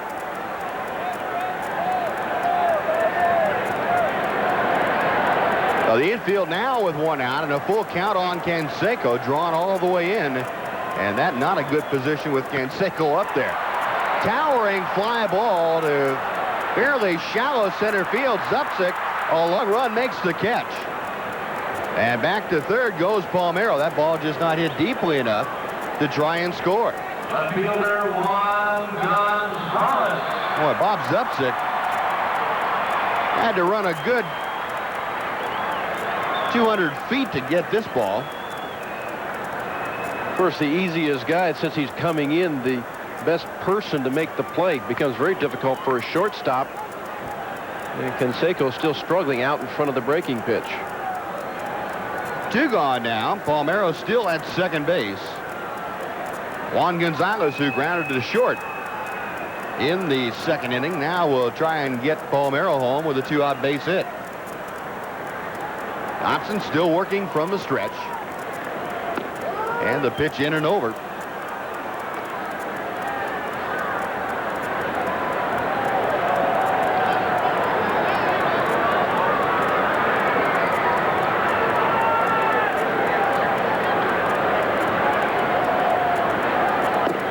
Breaking ball is wide, and it's 1-1.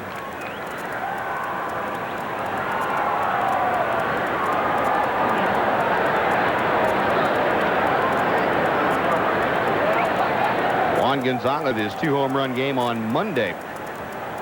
The 9th time in his brief major league career that he has had multiple home run games.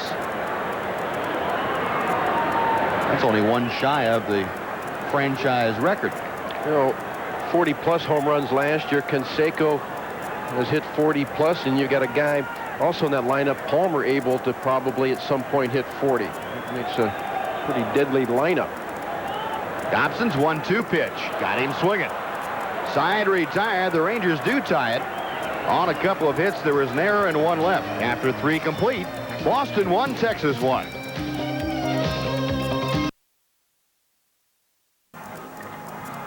Arlington Stadium, a jam-packed house here on opening night.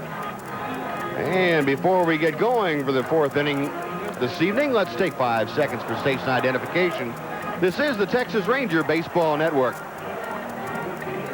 The Texas Rangers flagship station, KTVT Channel 11, Fort Worth, Dallas. Along with Jim Sundberg, Steve Busby, glad you could join us this evening, a 1-1 ball game. As we go to the 4th inning, and Mo Vaughn will start things off. For the Red Sox, it will be Vaughn, Calderon, and Zupsik to face Nolan Ryan. Nolan gave up an unearned run in the 3rd inning. Rangers came right back with a run in their half of the 3rd. Mo Vaughn, who fly to left field in the 2nd, takes high and away, ball 1.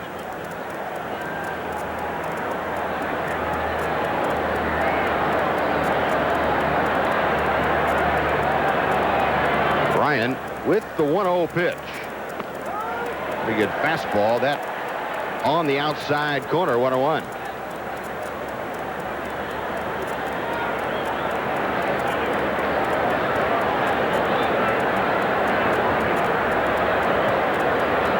Nolan back to the plate.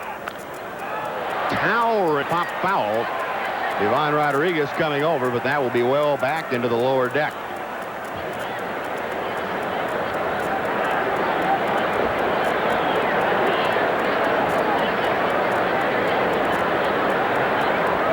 Clutch saying something to the on-deck hitter, Ivan Calderon.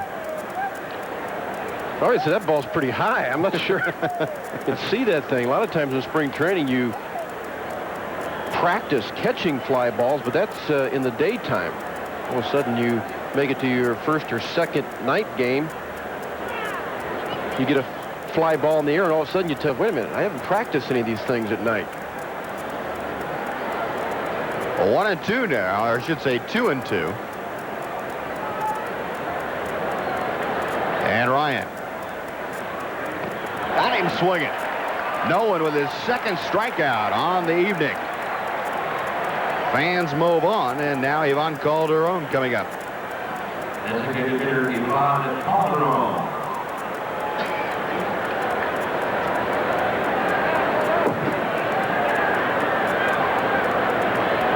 Calderon walked with 1 out in the 2nd inning. That was when the Red Sox loaded the bases, but Nolan with a double play ball able to get out of the jam unscathed. That pitch fouled back directly into the seats.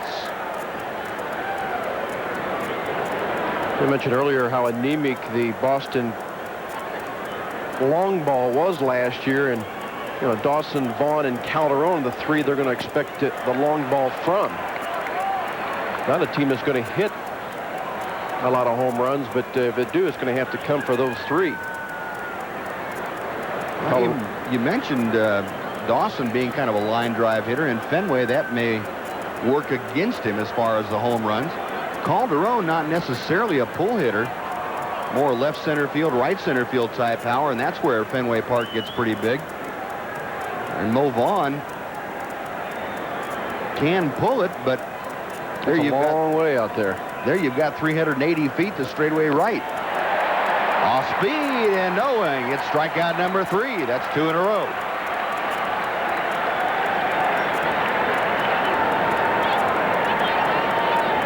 And Nolan striking out the first 2 he has faced here in the 4th inning. Well, he went to Mo Vaughn with the changeup here, the curveball to Calderon. Mixing it up. And with outs here is Bob Zupsik. Pretty good hook, and Nolan all of a sudden is finding the mark with that breaking ball. And you start to know the curveball's working because you see the hitter start to lock up. The knees kind of bend a little bit. And then you see the express, and it looks like it's 105 miles an hour instead of 95.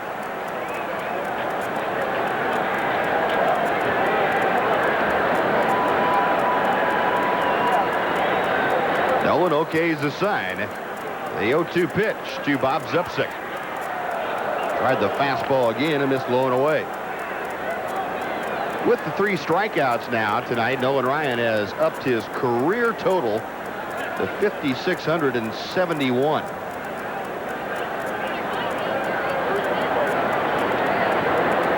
That's not bad. That's considering that's more than 2,000 strikeouts better than Walter Johnson, who had the record before Nolan broke it.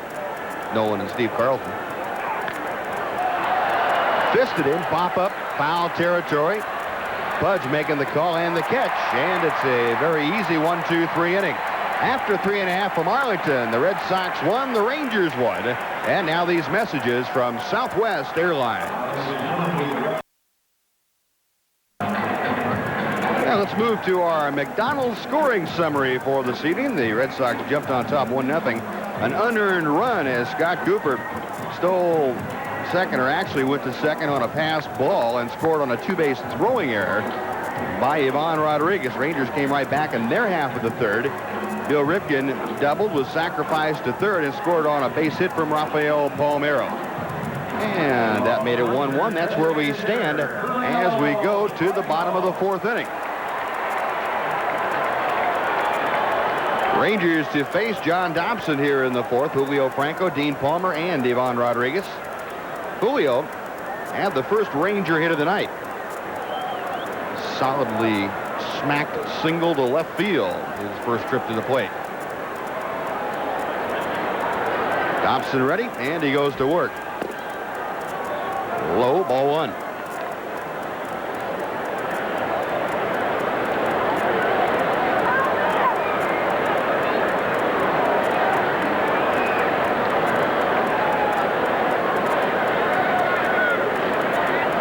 And that pitch all the way to the backstop. So Julio up on top of things.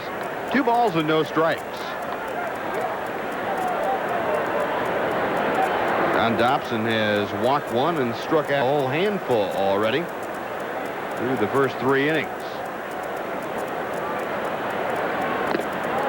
Pitch inside, 3-0. So Franco's bid to get aboard will start things off here in the 4th. He'll be followed by the Ranger 3rd baseman, Dean Palmer.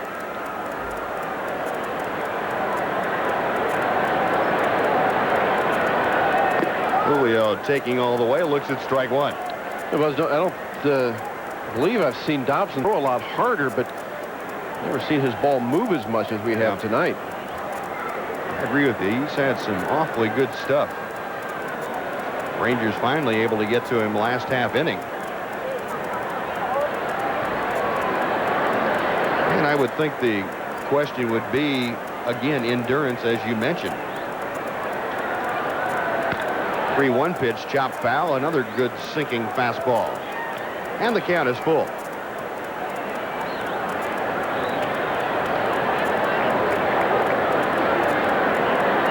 The type of pitcher over the long haul of the season is going to rely quite heavily on the bullpen, basically kind of a 6-inning pitcher. 3-2 pitch.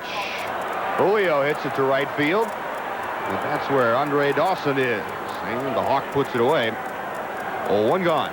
So Dobson able to come back from a 3-0 count to get Franco. Dean Palmer now will bet.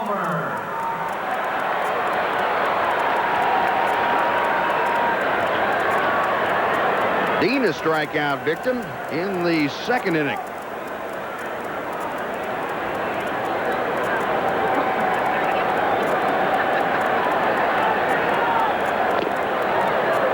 Way up high.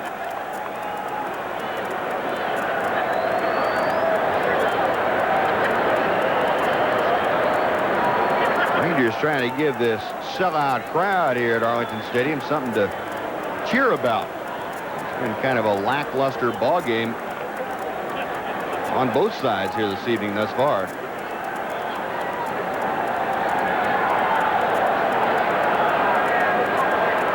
Dobson's 2-0 pitch.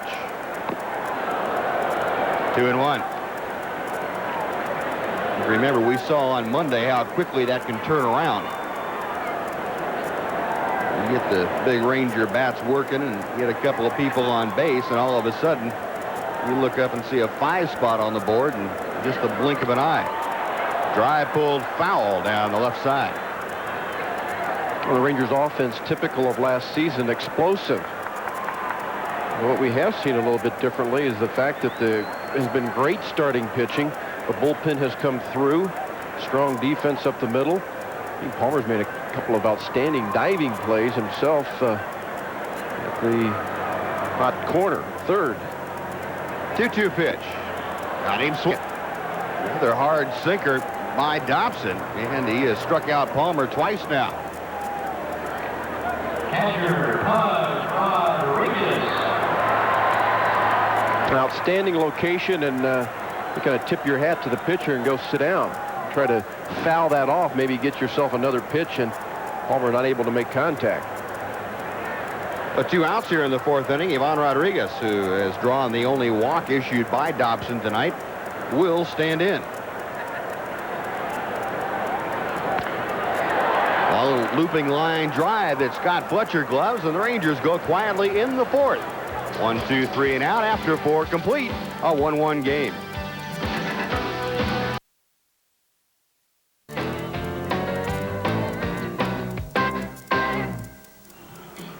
Welcome back to the opener in Arlington Stadium, 1993. Glad to have you along. And so far, it's been the kind of ball game where neither ball club has gotten much going. It's just been kind of back and forth, a 1-1 game. A couple of errors have played important parts in the game, but neither ball club really able to do much offensively. A very sluggish ball game, and I think anytime you get pitchers throwing a lot of pitches, been very slow and very deliberate, and it's been that kind of a ball game. Maybe we can get some going here. Need to get the excitement, get the fans on here at Arlington Stadium. They had a lot of anticipation coming out and watching Big Tex work in his final opening day assignment. And he heated it up pretty well in the 4th inning. Got 2 strikeouts and sent the Red Sox packing in order. Now he will face Tony Pena, who grounded into probably the most important play of the ball game, a double play ground ball that got Nolan Ryan and the Rangers out of a bases-loaded 1-out jam in the 2nd. Well, Pena 0 for 1, and the 0-1 pitch to him. Another good fastball. That's out of play down the right side. And Nolan, see the inning-by-inning pitch count. 40 of those 73 total pitches have been strikes. Nolan would tell you that there should be another 10 or 12 on that strike column. It makes for a short evening. 50 pitches look like in the first 3 innings. That makes it about a 6-inning game for you. Pena asked for time, and he's back in there once again. Ryan with the 0-2 pitch. Ground ball. Ripken to one knee, up and throw it. And Pena retired. Make plans now to be with us if you can't be out of the ballpark. Tomorrow night, we'll be back on the air with you at 7:30 as The Rangers and the Red Sox hook up in game 2. Good pitching matchup. Craig Lefferts and Roger Clemens. Lefferts winner on opening day in Baltimore, and Clemens a like showing in Kansas City for the Red Sox on Monday. That'll be tomorrow night, 7:30, right back here at Arlington Stadium. Luis Rivera, one of Nolan Ryan's 3 strikeout victims tonight. Another fastball, foul back. 1-1.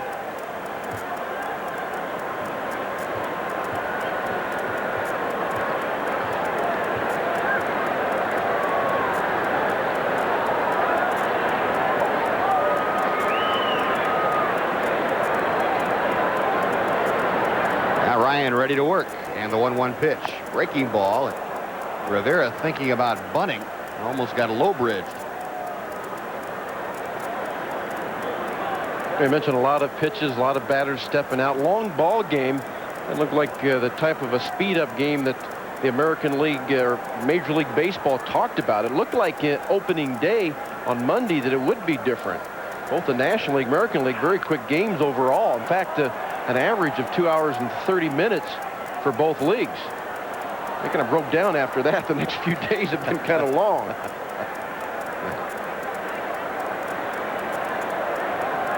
Yeah, a lot of changes being instituted by Major League Baseball. Quicker announcements by the public address people of the next hitter and making sure the first pitch goes off as scheduled.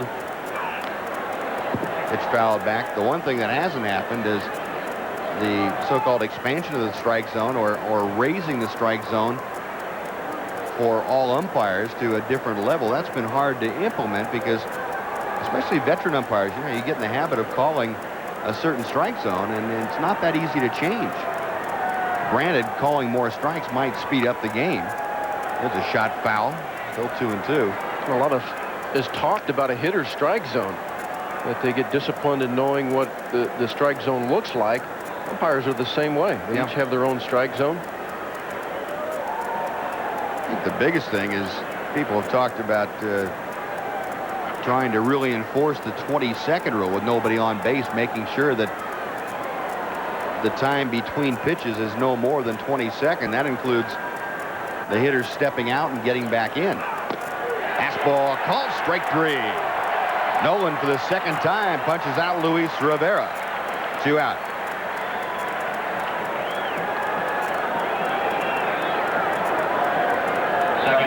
And the running tote board out there for the Express. Appreciate that, guys. I'm just going to have to write them down on my scorebook that way. Back to the top of the Boston order, Scott Fletcher. Fletcher 0 for 2 has popped out. And been out on a nice play his first time up by Ivan Rodriguez. That 20-second clock, if you will, with nobody on base, would apply to hitters as well as pitchers, where hitters would have to be in the box ready to go. And I haven't seen that encouraged by umpires yet. Again, Fletcher popping up. This on the first base side, coming down Rafael Palmeiro, and the wind playing tricks with it. Nice job by Palmeiro to stay with it. Again, the Red Sox gone in order. Ryan and the Rangers have sent down 7 straight. We're halfway through the contest. The Red Sox won, the Rangers won. Back at Arlington Stadium, moving on to the bottom of the 5th inning. Rangers and the Red Sox deadlocked at 1. John Dobson finishing his warm-up tosses. He will face Benji Gill, Bill Ripken, and David Hulse here in the Ranger 5th. Both clubs with 3 base hits for the evening, and they have each committed an error. Now Dobson to go to work. He has walked 1 and struck out 6 through the first 4 innings. For the Rangers, shortstop, Benji Gill. Benji Gill still looking for his first major league safety. Talented young 20-year-old. He's been pressed into major league action because of the injury to Manuel Lee, rib cage injury. And Dobson goes to work. 1-0.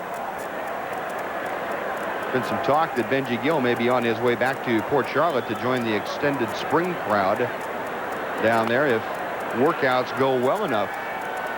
Batting practice and taking ground balls the next couple of days. Manny Lee slated to head back down there maybe as early as Sunday.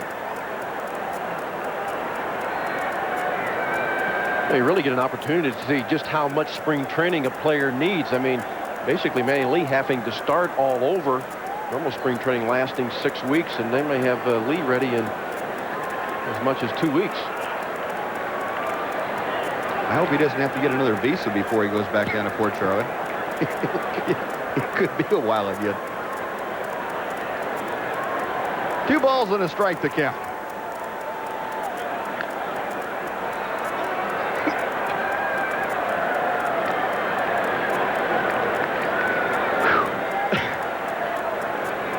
Don't do that to me again. I'm sorry. Dobson with the 2-2 pitch.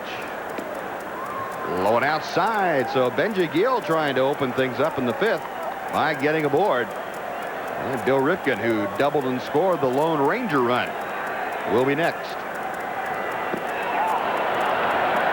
Dropped by Tony Pena, who tags Benji Gill out on the way back to the dugout. And John Dobson rings up his 7th strikeout of the night. Now, we'd like to remind you that good seats are still available for the Rangers-Baltimore Orioles series coming up April 12th through the 14th right here at Arlington Stadium. Fernando Valenzuela scheduled to start for the Orioles on Tuesday. That's the 13th. For ticket information, call 817-273-5100. Well, what a story that is. Fernando Valenzuela.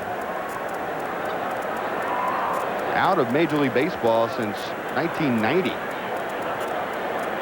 And had been pretty well written off by everybody. Orioles gave him an opportunity, and he didn't give up anything in spring training. That's the game that we'll have for you, too. He and Kenny Rogers will hook up. No balls, 2 strikes to count to Bill Rifkin. I'm not sure that would happen to a right-handed pitcher. Those left-handers able to hang on probably as long as any major leaguer. I think you're right. Guy that can throw strikes, has that good screwball still. Rifkin chops it foul. It's still 1-2.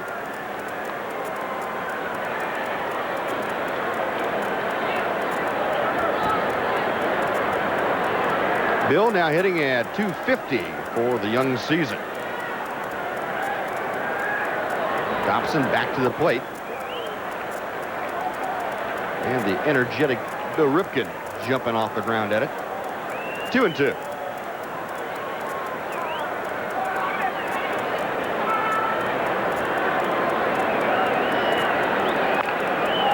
Little number to the right side. Move on. Feeds on to Dobson covering. And they get the out. 2 away.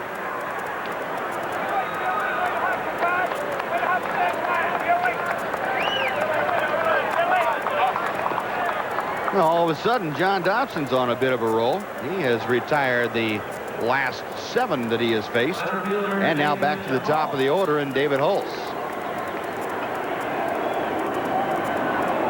Hulse has had a sacrifice bunt and a strikeout this evening. So 0 for 1 for the Rangers center fielder.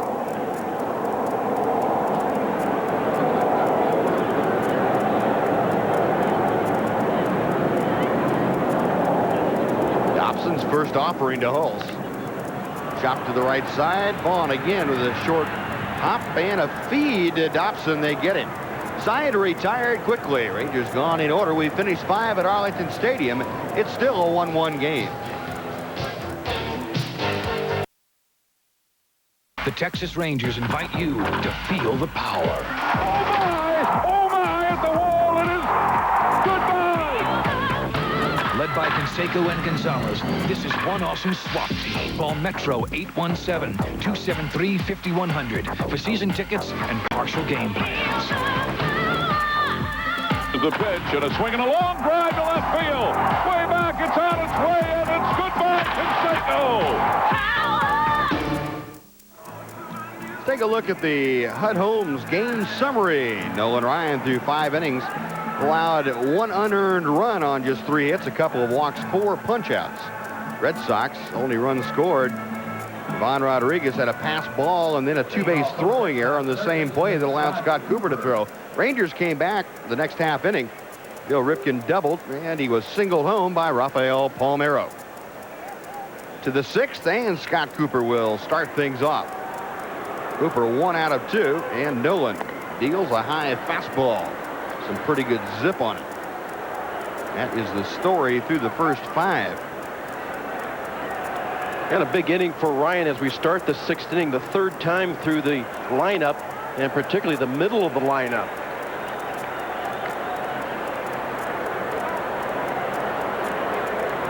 It will be interesting to see. There's been a lot of discussion about the number of pitches that Nolan will be allowed to throw. The consensus being somewhere in the neighborhood of 100 to 110, depending upon how it goes in the early portion of the game. And you made note, Jim, of 50 pitches in the first 3 innings. Now that has been cut down considerably in the last 2. But that early inning work a lot of times determines your fate later on in the contest. Low and inside. Count moves to 3-1. So Cooper trying to get aboard in front of the number 3 hitter, Mike Greenwell. Well, if you're Kevin Kennedy, you begin to think about exactly who you're going to bring up next or first in the bullpen. You get to that part of the game where the bullpen gets some attention. Out of play, and Cooper now with a full count.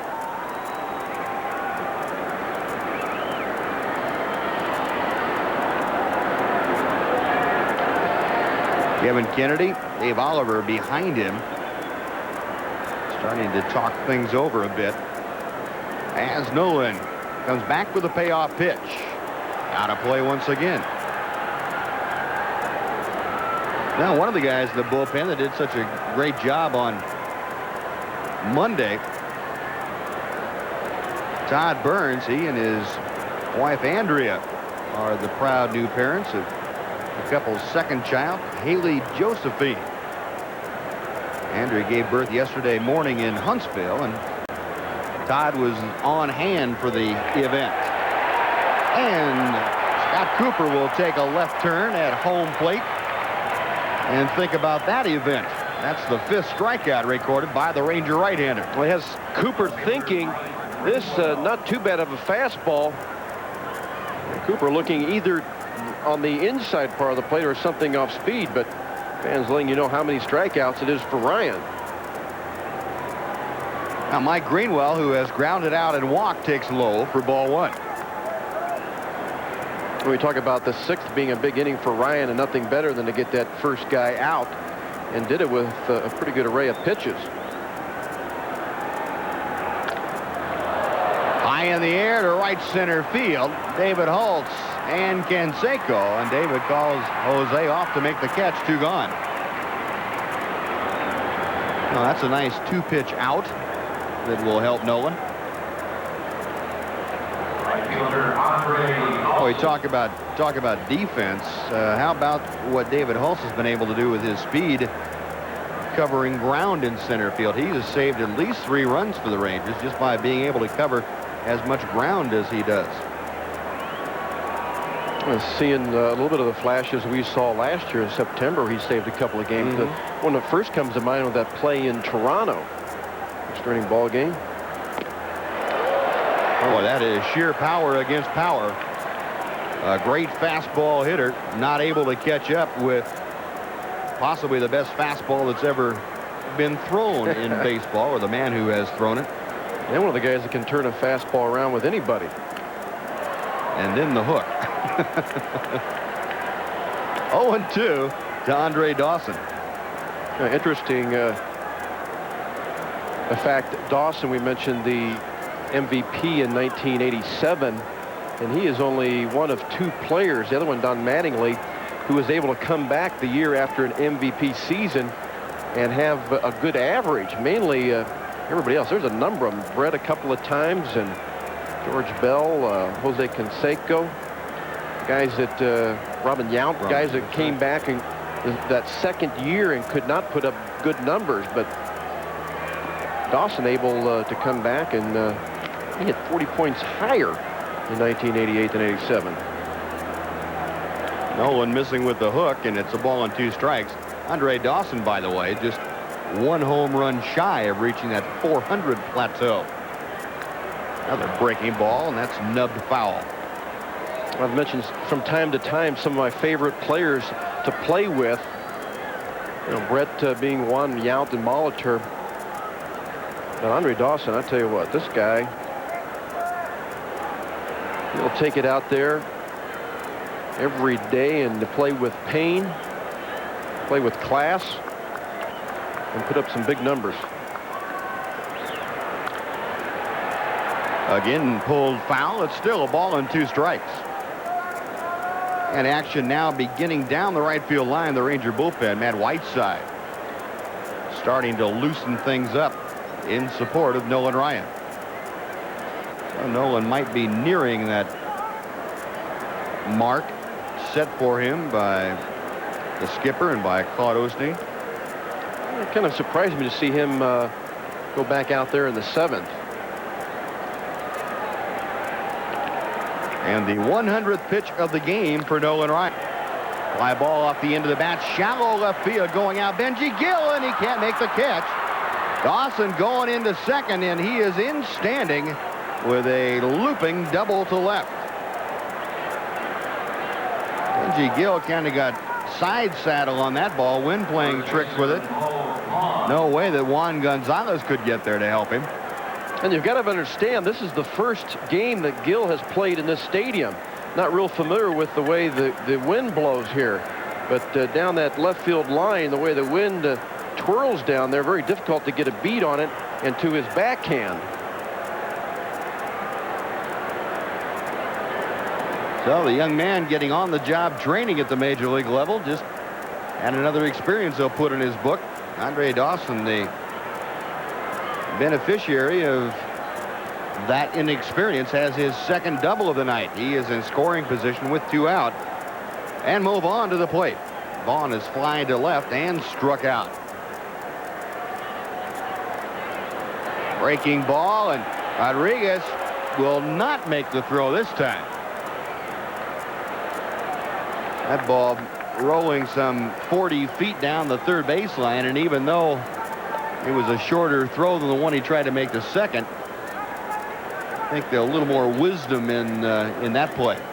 We've talked about when you block a ball, you block it to home plate.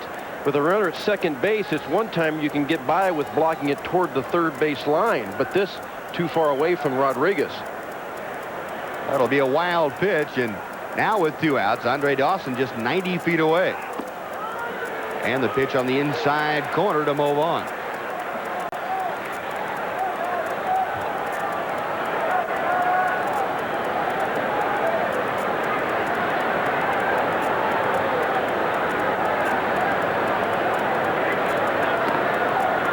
Nolan working from the stretch.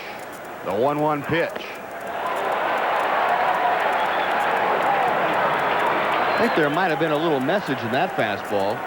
Nolan trying to tell Mo Vaughn and the Ranger dugout, I'm not tired. Well, great location. Mo Vaughn, a good low ball hitter, and Ryan goes right up the ladder with the fastball. Vaughn, easy to pitch. He's got a couple of spots, and that's one of them up there. The 1-2 delivery. Right back up the middle. Gill with a great play. The throw is high. Palmeiro comes down to get him.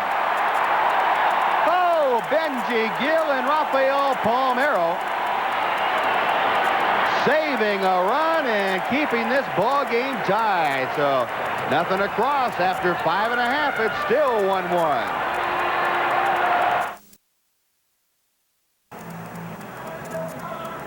And we're back at Arlington Stadium going to the bottom of the 6th inning. This ended last inning. An outstanding play by Benji Gill. Ryan almost getting to it, but Gill going to his left, the little turnaround, unloaded it, and Palmero just barely getting down. Little on-the-job training by Benji Gill, but a great play going up the middle. And infield coach Terry Hill letting him,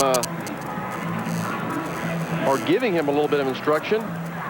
He, too, Juan Gonzalez getting in the middle of that discussion, too, talking about that pop fly out in left field that dropped for the double off the bat of Andre Dawson.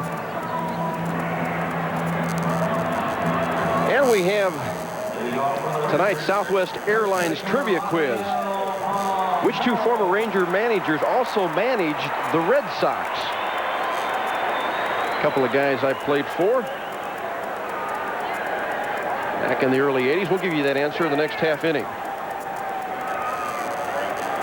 Well, some great defense has kept this ball game even at 1. And here's Rafael Palmero, who has driven in the lone Ranger run tonight. Dobson's first pitch to him. Palmero a drive, deep right center field. That goes up to it. Goodbye.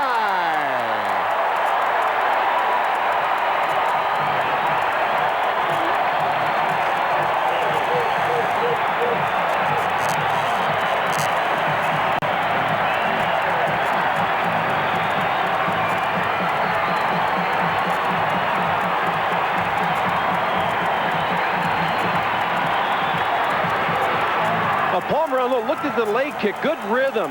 Leg comes back, extension. Well, he came up with one idea on that first pitch, was to get a good pitch and hit it hard. And he did. The ball up in the strike zone. And the Rangers up by 1. So again, the Rangers going to the long ball. This time, Rafael Palmero, his first of the year. It's a 2-1 Texas lead, and here is Jose Canseco. There is the home run man. Rafael Palmero, who went on a very stringent weight program over the winter, added some 20 pounds, part of that taken away during his battle with a tonsillectomy. But no problem with lack of strength on that home run.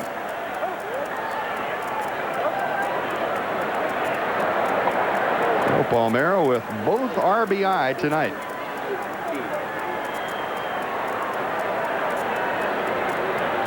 One and one, the count to Canseco. Jose takes it outside.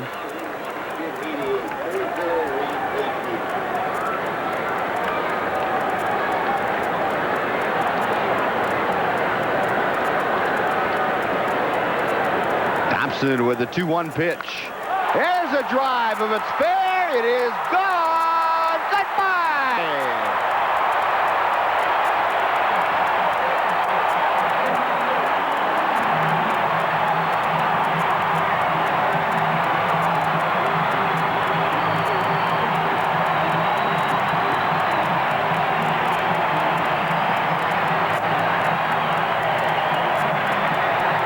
In the past about how Canseco will set you up for late in the ball game.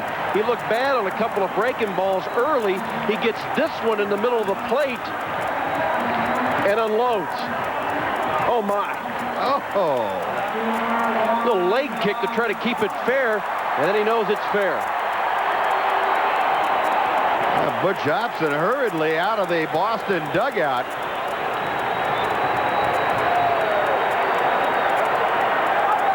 John Dobson, to say he's shell-shocked, I guess, would be an understatement. They're the home run men. So each of the two men, the second and third, here's Palmero and Canseco, their first home runs of the year. And we're going to have a pitching break here. Rangers on top, 3-1. We'll be back right after these messages. No credit? Need a car? Need financing? At Tyson Used Cars in Fort Worth, there are no turndowns. If you work. Now, former Ranger Greg Harris on now. Rangers have exploded. 3-1, and I mean exploded. They've exploded a couple of baseballs. Back-to-back home runs, Palmero and Canseco, and Gonzalez A shot to center, Zubcic making that catch about cap high on a line drive that started to rise when it got out there. Greg Harris, the workhorse of this ball club last year, led the club with 70 games. Outstanding year, 2.51 ERA. Harris, basically the curveball artist. Spot his fastball around, throw you the curveball, and making his first appearance of this season. Julio Franco, pitch on the outside corner, looks like a little cut fastball out there. Franco tonight, 1 out of 2. Well, the Rangers on top 3-1, and Franco shoots one foul to the right side. I mentioned a couple things, Buzz, about Dobson being about a 6-inning pitcher, and the fact that he gave up a lot of home runs last year, and that ball finding the middle of the plate, and the one on Palmeiro straightened out a little bit. Not quite the action on it. And Harris in relief of him. And Franco gone on strikes. Greg Harris getting the job done against Julio. So there are 2 gone.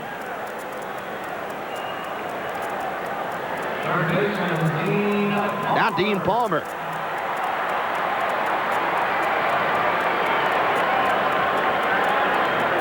Dean Palmer struck out both times. He faced John Dobson. Excuse me. Got a little frog in my throat that decided to... I saw it jump out across the... He did. Breaking ball for strike 1. Dobson struck out 7 in his 5+ innings, but cannot be the winner in this ball game. The center field, Zubcic has a bead drawn on it, puts it away. Harris retires the 3 faces, but Palmeiro and Canseco with solo shots to start things, and we'll go to the 7th. It's the Rangers by 2.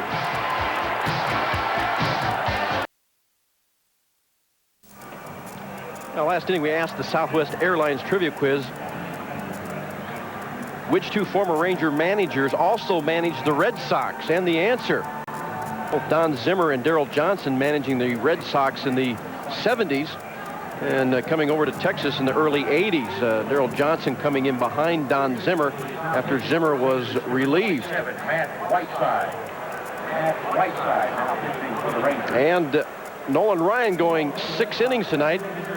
And on will come Matt Whiteside. Whiteside ERA elevated and ready for his first pitch. And he's facing Ivan Calderon. Breaking ball outside. Calderon 0 for 1 tonight. He has walked and struck out. Pretty good fastball from the right-hander.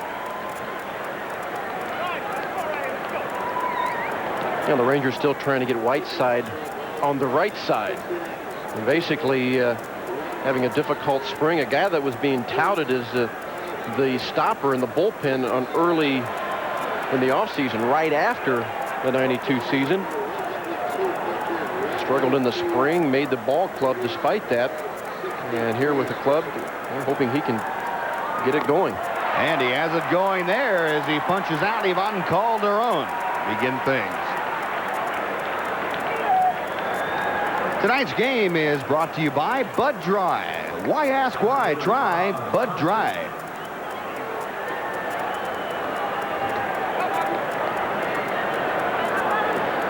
Well, 1 out. Bob Zubcic over there now to face Matt Whiteside. Pitch outside, ball 1. Zubcic, a base hit in 2 trips. Whiteside has Zubcic foul off that fastball. Nolan Ryan threw 102 pitches tonight, so that would give you a pretty indication of where he is as far as the endurance factor. I'm sure that he and Kevin Kennedy, Claude Osteen talked it over throughout his outing tonight. Pitch limit worked pretty effectively, and I think that's the limit they'll probably try and keep him in, with some maybe notable exceptions. Out of play again, first base side. And of course, the bullpen could come into play on that, depending on just the way they develop and the confidence that Kennedy will have in the bullpen. Going with Whiteside here, and probably not let him get into too much trouble. Let him face Zubcic. everything goes well, maybe on to Pena. He has the bullpen, both Burns and Rogers warming up in case.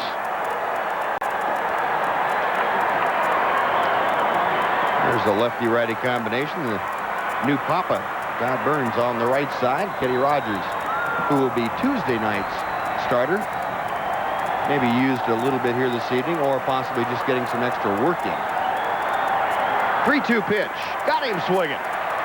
Breaking ball. Zupsik is gone, and Whiteside has struck out the first two that he's faced. Again, pretty good command of the breaking ball. Both strikeouts in this inning with the off-speed pitch. And the youngster pretty excited. Something he really needs. Well, there haven't been too many down outings by Ranger pitching. Tony Pena takes a strike. Pena 0 for 2. A couple of ground balls to Bill Rifkin, one of them turning into a double play. Rangers came in with the third lowest ERA in the American League, 2.25, and that's a very easy 1-2-3 inning for Matt Whiteside and the Rangers. Stretch half of the 7th inning coming up. The Rangers on top of Boston by 2.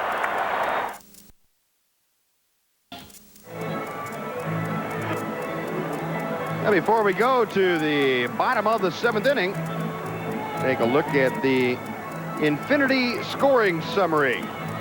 Red Sox on an unearned run. Scott Cooper scoring all the way from first base, made it 1-0 in the 3rd. The Rangers came right back in the bottom of the 3rd. Bill Rifkin being driven home after a double. And Rafael Palmeiro with a base hit. And then the big bats broke loose. Rafael Palmeiro led off the 6th inning with his first home run of the year, a blast to right center, 2-1 Texas. And following, Jose Canseco with his first of the year, a blast just inside the left field foul pole, way back in the bleachers. And there is Kevin Brown, Sunday's starter. Brownie working that gum over pretty good, too. Must be a fresh piece. Harris going to work in the bottom of the 7th inning. Bottom 3rd of the Ranger order, Ivan Rodriguez to start things off. The numbers tell you the story. The Rangers with 2 on back-to-back solo home runs in the 6th. There's a shot foul down the left side. Fudge tonight 0 for 1. He has lined to second and walked. Well, Brownie a little anxious around the ball club here. He's got good defense. The guys are scoring runs, and I'm not pitching yet. Curveball hangs inside to Fudge. It's 2-1.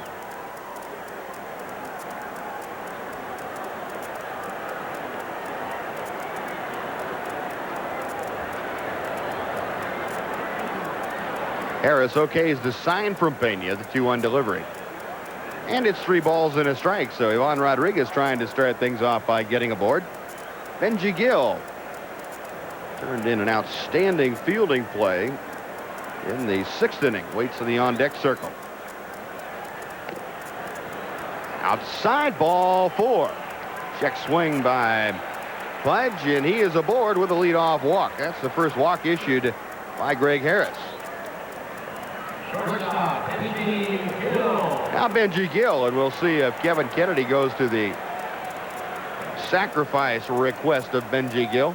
Greg Harris, one of the best fielding pitchers in the American League. Very quick off the mound. Benji Gill on Wednesday night had trouble in one instance getting the sacrifice down, and then the next time he was asked to do it, executed it well. A chance to get the sacrifice down and to feel positive about an at-bat. A couple of strikeouts tonight, still struggling for his first hit. He's around a bunt, takes outside, ball 1. And Kennedy very conscious about trying to find places for players to have good experiences, good results. Dave Oliver, the third base coach, relaying the signs to Ivan Rodriguez at first and to Benji Gill, the hitter. Cooper just a couple of steps inside the bag or in front of the bag at third. He's charging down the line. Mo Vaughn charging down the line on that last pitch. Harris ready. Again going first base way. And basically to try to check and see if Gill will commit himself early. Give him an idea of what is in store.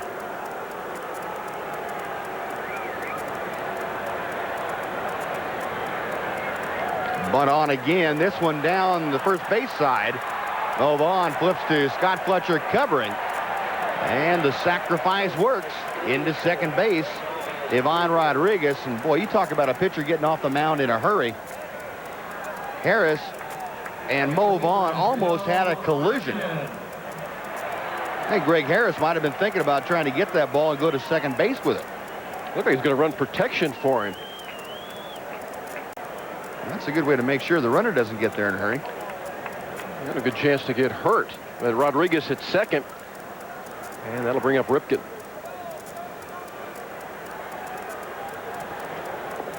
Breaking ball is outside. Bill Ripken still looking for his first RBI. He's 1 out of 2 for the evening.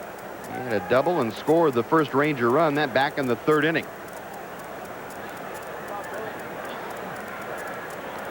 Infield plays him just about straight away. The outfield not too deep. Best arm in the outfield. One of the best arms in baseball in right field, and Andre Dawson. On the outside corner, 1-1.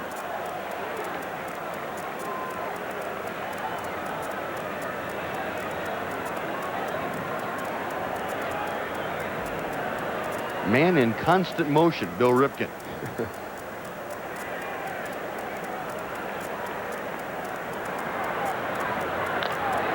Little tapper back to the mound. Harris checks Rodriguez back to second and throws Ripken out. 2 gone. Oh, with Rodriguez at second, 2 away. David Hulse coming up. Let's take 5 seconds for station identification.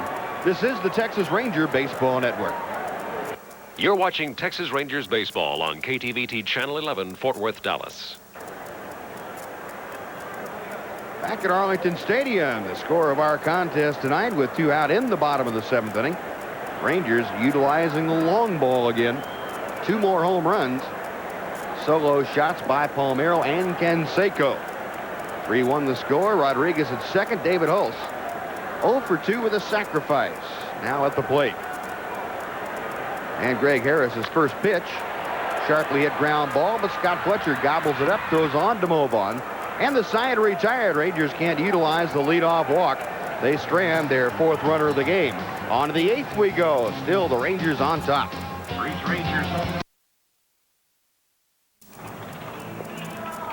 We're back at Darlington Stadium, and I'd like to again remind you of our next telecast tomorrow night.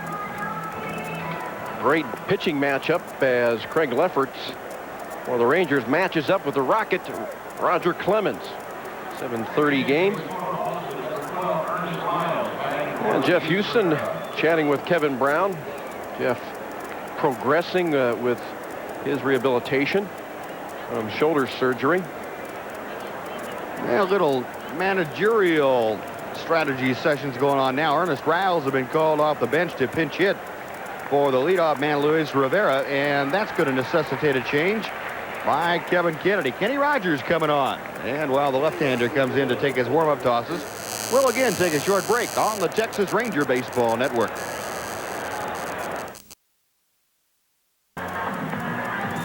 And Kenny Rogers will be making his 2nd appearance of the year, both out of the bullpen. Kenny due to start the ball game in Baltimore on Tuesday. Rogers 3-6 last year. And Rogers being used in a series of exchanges going on between managers, which Hobson bring in Ernest Riles off the bench, a left-handed hitter. The only left-handed hitter on the Boston bench, and that caused Kennedy to bring on Rogers. He sent Whiteside out there luring Hobson to use the left-handed bat. And with Rogers coming out, Butch Hobson going to his bench for right-handed hitting Jeff Richardson. Richardson spent the 92 season in Buffalo. Utility infielder. So Kenny Rogers on now. Matt Whiteside, a perfect inning in relief starter Nolan Ryan. Jeff Richardson, last year a .290 hitter at Buffalo. The first pitch by Kenny Rogers, outside, ball one.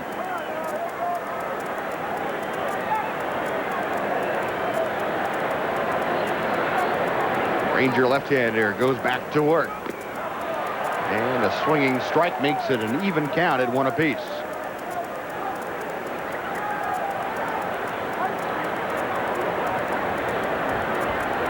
It'll be interesting to see just how long Kennedy goes with Kenny Rogers. I mentioned Rogers due to start against Fernando Valenzuela on Tuesday. But Rogers able with just a few pitches to be able to come back. If he can have a quick inning, he may go the entire inning, or it may be just a hitter or two. Maybe a one-hitter outing. In the dirt, and the count is now even. 2 balls, 2 strikes. You have right-hander Scott Fletcher up in the on-deck circle, and then Scott Cooper, left-handed hitter, but Kenny Rogers being Tuesday's starter, you also have the rest of the bullpen fresh. Fly ball, right center field. Easy play for David Hulse. Circles in under it, and that is 1 out, and we will have the question answered momentarily as to how long this outing may be for Kenny Rogers. Jeff Richardson flying out, and Kenny Rogers is going to work to Scott Fletcher, as Kevin Kennedy said, no, that was pretty easy. Let's try it again. Well, the thing in the back of Kennedy's mind is Scott Cooper coming up next, a left-handed hitter. And we've seen Kennedy make adjustments during the game already. In fact, to bring in Hinkie the other night, and because of the error at shortstop, that allowed a couple of intentional walks, and then they brought in Patterson. There's a case where you get Rogers to work quickly, and again here very quickly to Fletcher as he pops the ball up in the infield to Ripken for the second out. And very quickly 2 gone.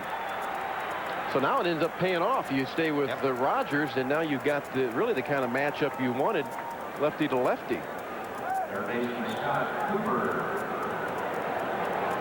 Catch you up on the scores from around Major League Baseball.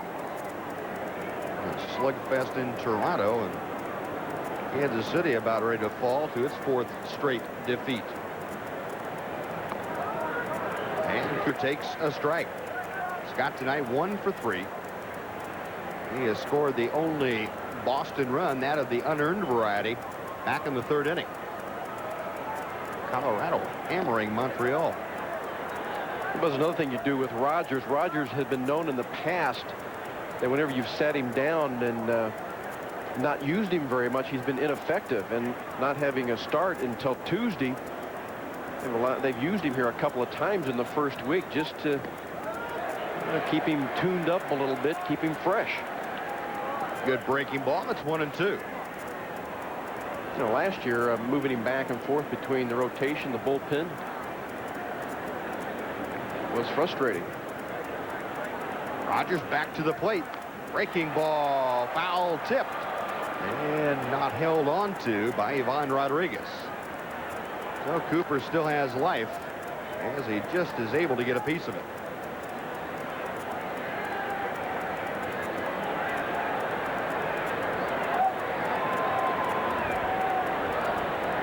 Kenny okays the sign, the 1-2 delivery.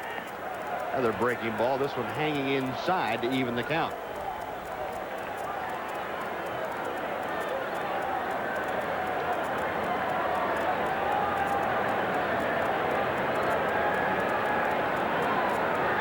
Got him swinging. Boy, Kenny Rogers blowing the fastball by Scott Cooper. A 1-2-3 frame, and after 7.5, 3-1 Texas. And we're back at Arlington State. Rangers with a 2-run lead. And defensive change at shortstop for the Red Sox, Jeff Richardson on in place of Luis Rivera. And Rafael Palmeiro, who led off the 2-run sixth inning with his first home run of the year. Starts things off here in the 8th. Palmeiro, Canseco, and Gonzalez to face Greg Harris. Breaking ball at the knees, inner part of the plate. I'd like to pass on our first greeting of the year to Jeffrey Gaines of Greenville Christian School. He's out there in Greenville, Texas, watching tonight's game. Jeffrey, an avid fan at age 7. Pitch low and inside, and just barely able to get out of the way. Palmeiro has the count now at 2-1. And also the Texas Rangers Women's Club in attendance tonight. Very loyal fans, do a lot of work for the ball club over the years. Very faithful ladies.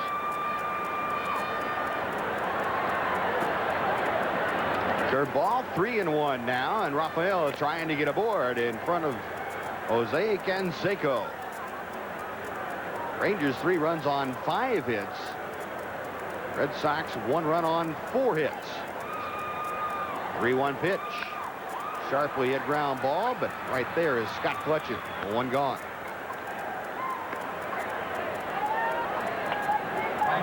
Palmeiro grounds out, and now Jose.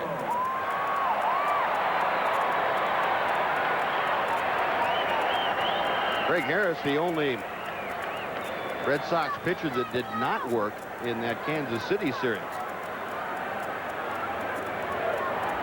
3 games set up north. Getting his work in here tonight. This is his second. I think that is 3rd full inning of work. Last time up, Jose Canseco. We talked about his swing having gotten a little longer. Got a breaking ball to work with, and he was able to catch up with that. And he didn't like the location of that pitch. Both Canseco and Palmeiro have now had to kind of jackknife out of the way of Greg Harris inside pitches.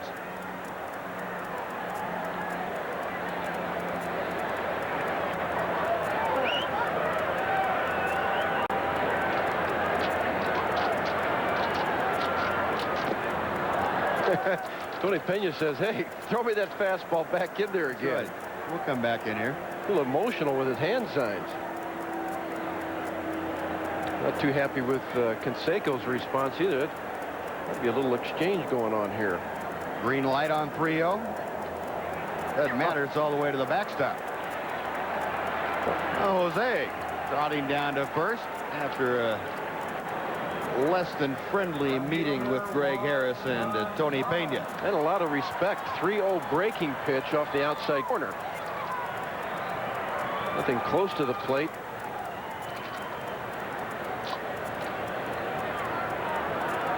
A couple pretty good-sized gentlemen down there at first base. And Mo Vaughn and Jose Canseco.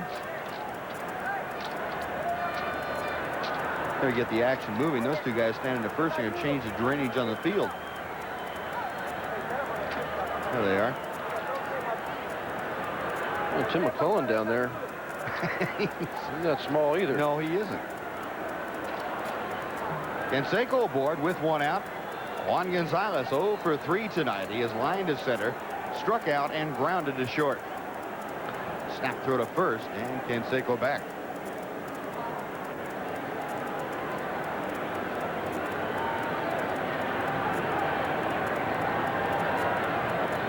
Tony Pena pinwheeling that arm around in anticipation of Canseco running. Breaking ball misses. 1-0 to 1.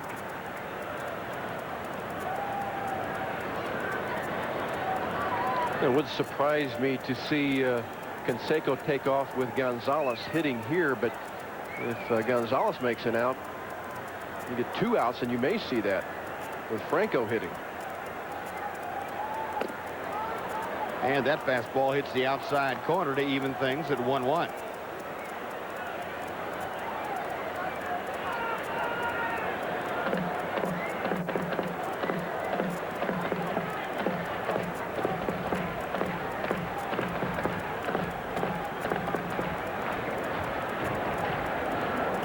Harris a quick toss to first, and Canseco back. Greg Harris along with being an excellent fielder, also is a very quick pickoff move. He has very quick feet. The 1-1 pitch. Took something off that curveball and had Juan way out in front. A ball and 2 strikes.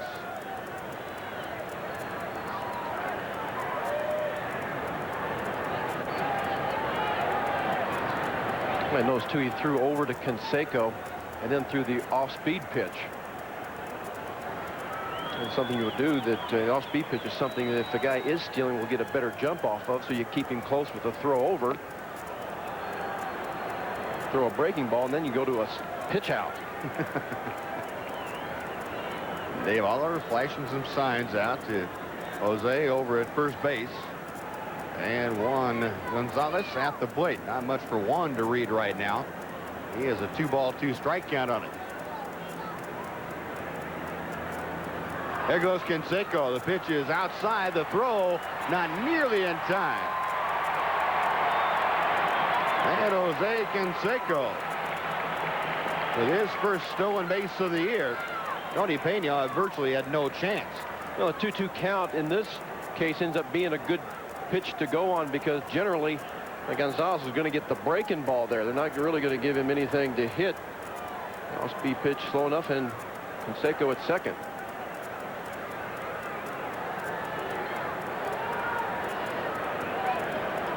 Pena with a series of signs now. Canseco at second. The 3-2 pitch got him swinging. Came back with the hook and got Juan Gonzalez. So Juan has taken the 0 for 4 collar tonight. That is the second strikeout for Greg Harris.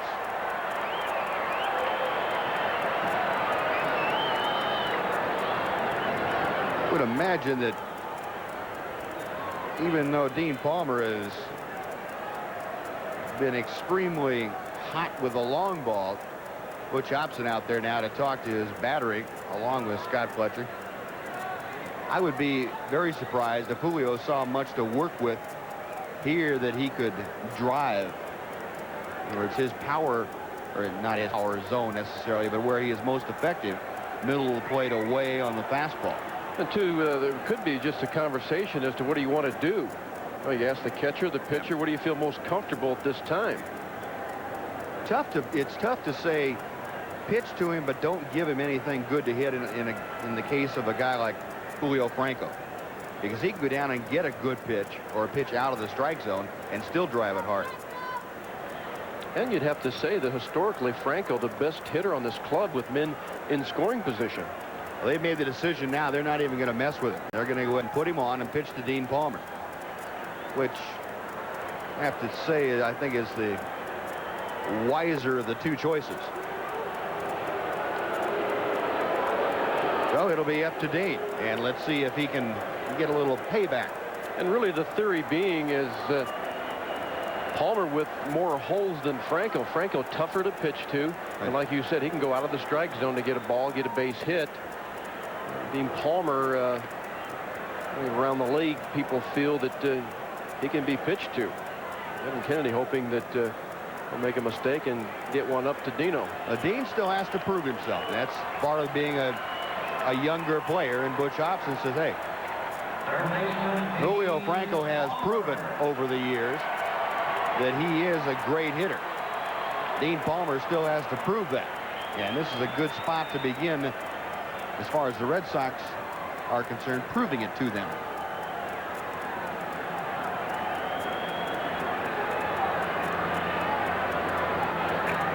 Dean Palmer struck out the only 2 times that he faced John Dobson, the Red Sox starter.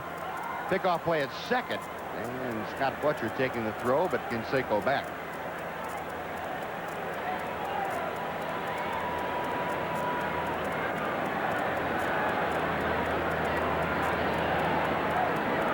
Dean's first appearance against Greg Harris resulted in a fly ball to center. And he pops this one up on the right side. Fletcher going out, making the call, and Scott Fletcher makes the catch. So the strategy pays off for the Red Sox. No runs, no hits, 2 left. On to the 9th we go. The Rangers try to protect a 3-1 lead. Back at Arlington Stadium along with Jim Sundberg, Steve Busby. Glad you could join us on this home opening night at Arlington. A 3-1 Ranger lead as we go to the top of the 9th inning. Kenny Rogers trying to close it out in case he runs into any difficulty. The big man, Tom Henke, is ready and waiting down the right field line. Well, Rogers probably to just see one batter, Mike Greenwell, the left-hander, due up first. You have a right-hander in Dawson, a lefty in Mo Vaughn. It would be surprising to see him go the whole inning with the Tuesday start. But probably a conversation in the dugout between innings with pitching coach Claude Osteen and manager Kevin Kennedy. Hey, how do you feel? How far do you think you can go? You're going to have 3 days rest before Tuesday. But I would think that Greenwell will be the one hitter he'll face, and then they'll turn it over to the Terminator. It wouldn't surprise me if he gets Greenwell out on less than 4 pitches to let him go ahead and face Dawson. But we'll see. Swinging strike on the off-speed breaking ball. Greenwell tonight, 0 for 2. He has grounded out, flied out, and walked. Only because you have Mo Vaughn after Dawson, and Dawson could not tie the ball game with a home run even. Little looper down the left field line. A trio of Rangers in pursuit, and Dean Palmer can't reach it. That wind blowing in from center field, pushing the ball really away from all the Ranger pursuers. The Lone Star flag out there, blowing straight in toward home plate.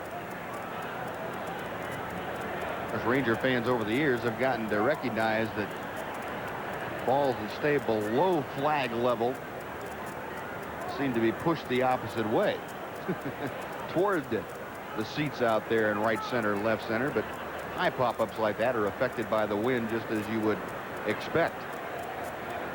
0-2 the count. And Kenny and Pudge not able to get together on the sides. Now they're ready. Fastball just missed the outside corner. Ooh. That's what you'd call a quality 0-2 pitch.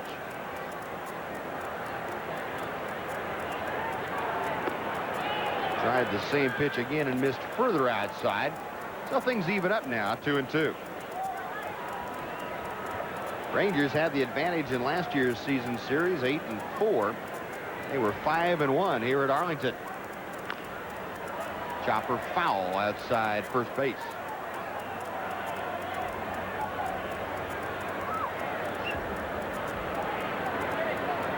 Mike Greenwell turning this into a 6-pitch at bat thus far. Now the foul ball missed down in the left field line may have put Rogers out of this inning, basically, like you were talking about. You're now on your 5th pitch to Greenwell.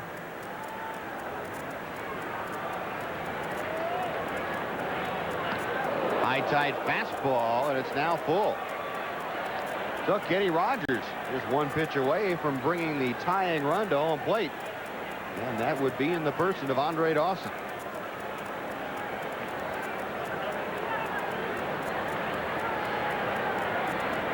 Left-hander with the payoff pitch. Breaking ball hit in the air to right field. Jose Canseco almost in his tracks and makes the catch. And that's going to do it as Kevin Kennedy quickly out of the Ranger dugout. So as Sonny told you, Kevin Kennedy asking Kenny Rogers to get Greenwell. He does the job, and he will be gone in favor of Tom Henke. A pitching change underway. Once again, we'll take a timeout on the Ranger Baseball Network.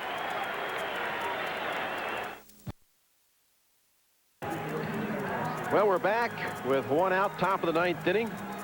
And Tom Henke making his 3rd appearance of the year, looking for his 2nd save. 1 of 3rd innings on this young season. The 2 walks were intentional walks on Wednesday evening. And he'll come on here, try to shut the door. Andre Dawson, 2 doubles, one of them of the bloop variety. Both going to left field, starts things off. 2 out of 3. And pitch hammered by the diving Dean Palmer into left field for a base hit. Tom Hankey rather rudely greeted by Andre Dawson, who turned around that Hankey heat. So Hickey with a 2-run lead, totally power with arm. We see the 1-step jump so often by a third baseman. Dawson a good power hitter, and Hickey challenging him. Well, the 1-out single now, and that brings the tying run to the plate in Mo Vaughn. Vaughn 0 for 3 this evening. Fastball is low. Rafael Palmeiro down at first, trying to cut that hole on the right side down so he's not holding Dawson aboard. Playing a couple steps behind him, then as the pitch is made, Palmeiro will back up even another step or 2. Sliced into the left field corner and foul. Oh, that had trouble written all over it. High enough, though, that the wind had some effect on it, pushing it toward the seats. In the wrong ballpark to be hitting that ball. That's trouble in Fenway. And here at Arlington Stadium, just another strike. 1-1, the count to big Mo Vaughn. Hankey set, and the pitch. 1-2.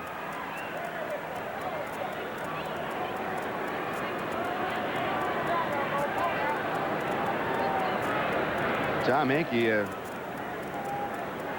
selection of 3 pitches among the best in baseball. That split finger and the slider every once in a while, and of course that excellent fastball. Low and inside. Count evens now. 2 balls, 2 strikes.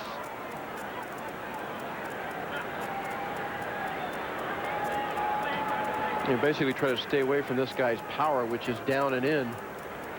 You're going to throw that split finger all day long, keep the ball away from him. And as we watched Ryan do this evening with him, keep that fastball up.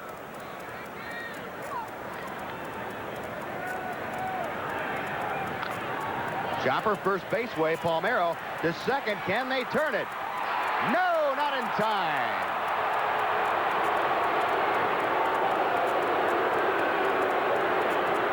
Awfully close, and Vaughn showing surprising speed getting down the line.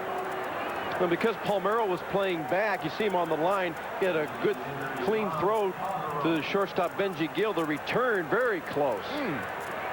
Take another look.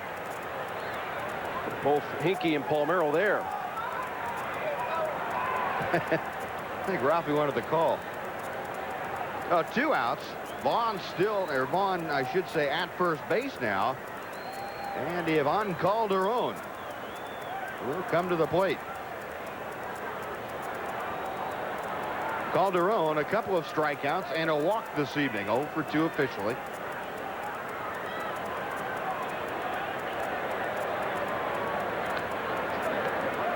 Hankey ready. And the first pitch to Calderon is outside. 1 ball, no strikes. Tom Hankey trying to close things out for his second save. Get Nolan Ryan off to a 1-0 mark. And let the Rangers win their 3rd consecutive game to start the '93 season. 2-0.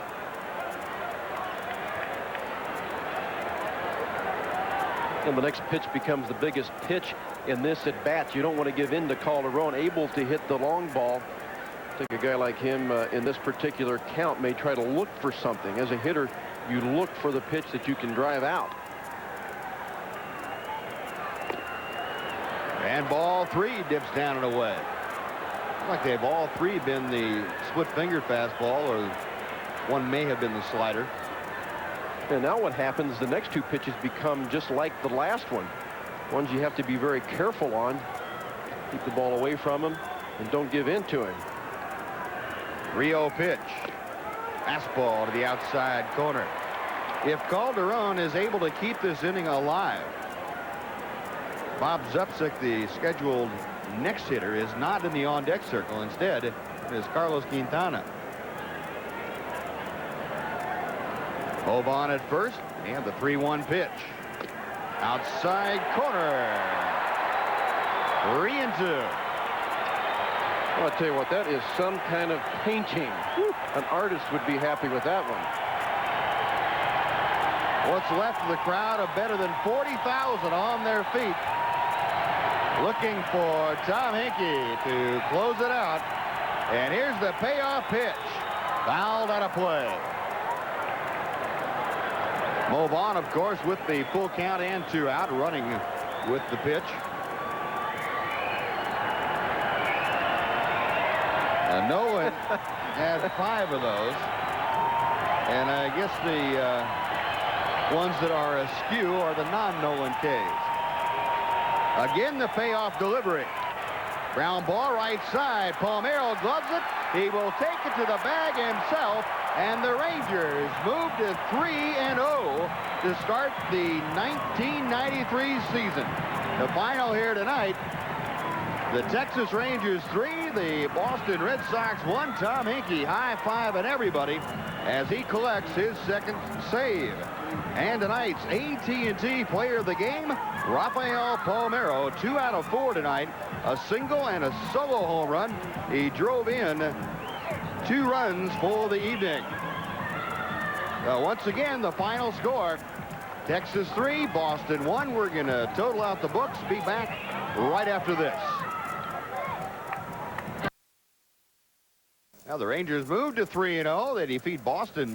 Boston losing their first game of the year. For the Rangers to win at 3 runs on 5 hits. They committed 1 error, stranded 6. Red Sox 1 run on 5 hits. They had 1 error and left 5. Nolan Ryan, the winner. He is 1-0. Tom Hinkie gets his second save of the year. John Dobson took the loss. Rafael Palmeiro, Jose Canseco, home runs for the Rangers. It took right at 3 hours to complete in front of a sellout crowd of 40,188. And Sonny, I think you'd have to say that as far as the concerns about Ranger pitching, there are no worries there. We haven't seen any worries certainly pop up.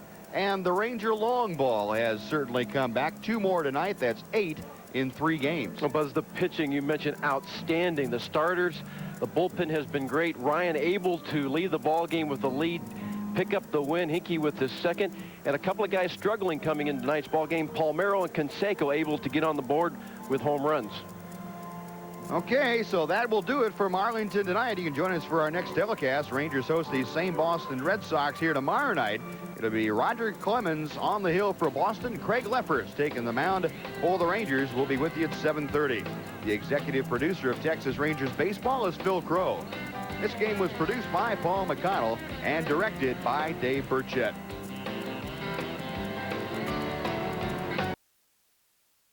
Continues his farewell tour tonight against the Orioles in a game we'll have for you in a little bit more than an hour. We spent a lot of time this spring following the all-time strikeout champion in his 26th and final season. It's our final spring training together. I'll miss this. We'll have to start meeting somewhere else. There's some things that you just can't replace in your life, you know. This will be one of those things. You gotta hit my spot, right there. Oh, change up.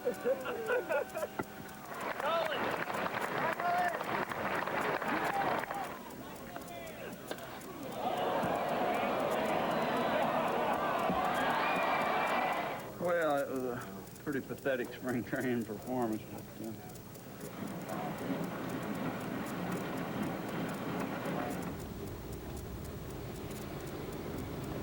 How you doing? What's the best way to get around that clubhouse?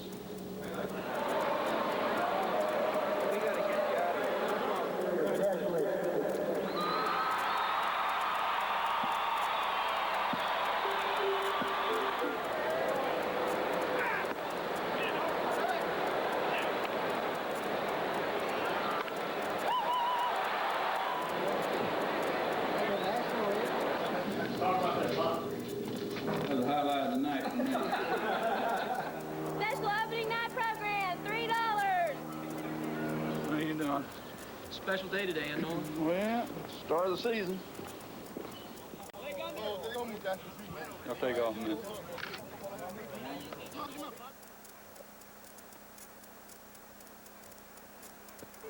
And he blows away Luis Rivera. That's the first strikeout of the night.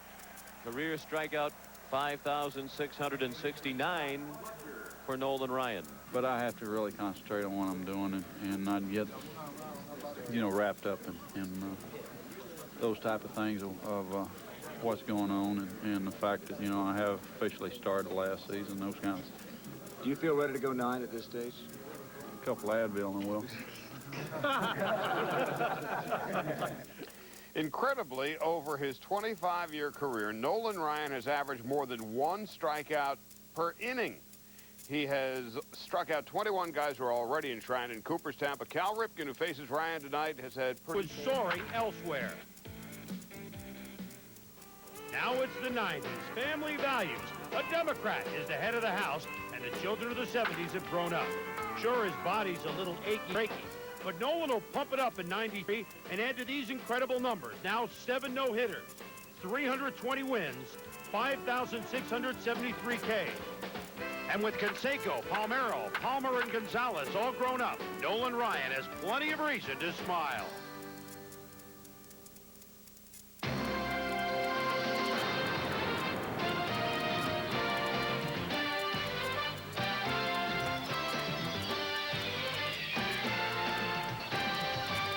Not only do the Rangers have Nolan Ryan's fastball, they have long ball.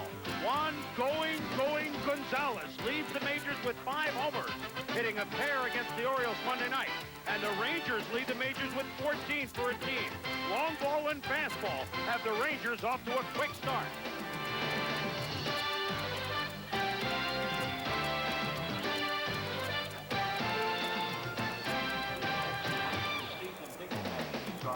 From Arlington Stadium, Nolan Ryan leads the Texas Rangers at home, the team with the best record in the American League at 6-1 against the Baltimore Orioles. Hello once again, everybody. I'm Chris Berman along with Dave Campbell, and I think that every time Nolan Ryan pitches this year in his farewell tour, it becomes an event. But will there become events of Nolan Ryan pitching in October? The Rangers have a lot, Dave. Well, Chris, I think that's a big question. Nolan obviously would like to go out on top. He won a world championship with the Mets in 1969. The Rangers have really shored up the defense, bringing in Billy Ripken. They're going to get Manny Lee back maybe this weekend, but they made 154 errors last year, but they look better in the early going defensively. I'd say who does not look good very early, but that's because they've played the Rangers 4 times and lost 4 times. The Baltimore Orioles. Now, they came out of more to contend last year. This year, they begin the season as contenders.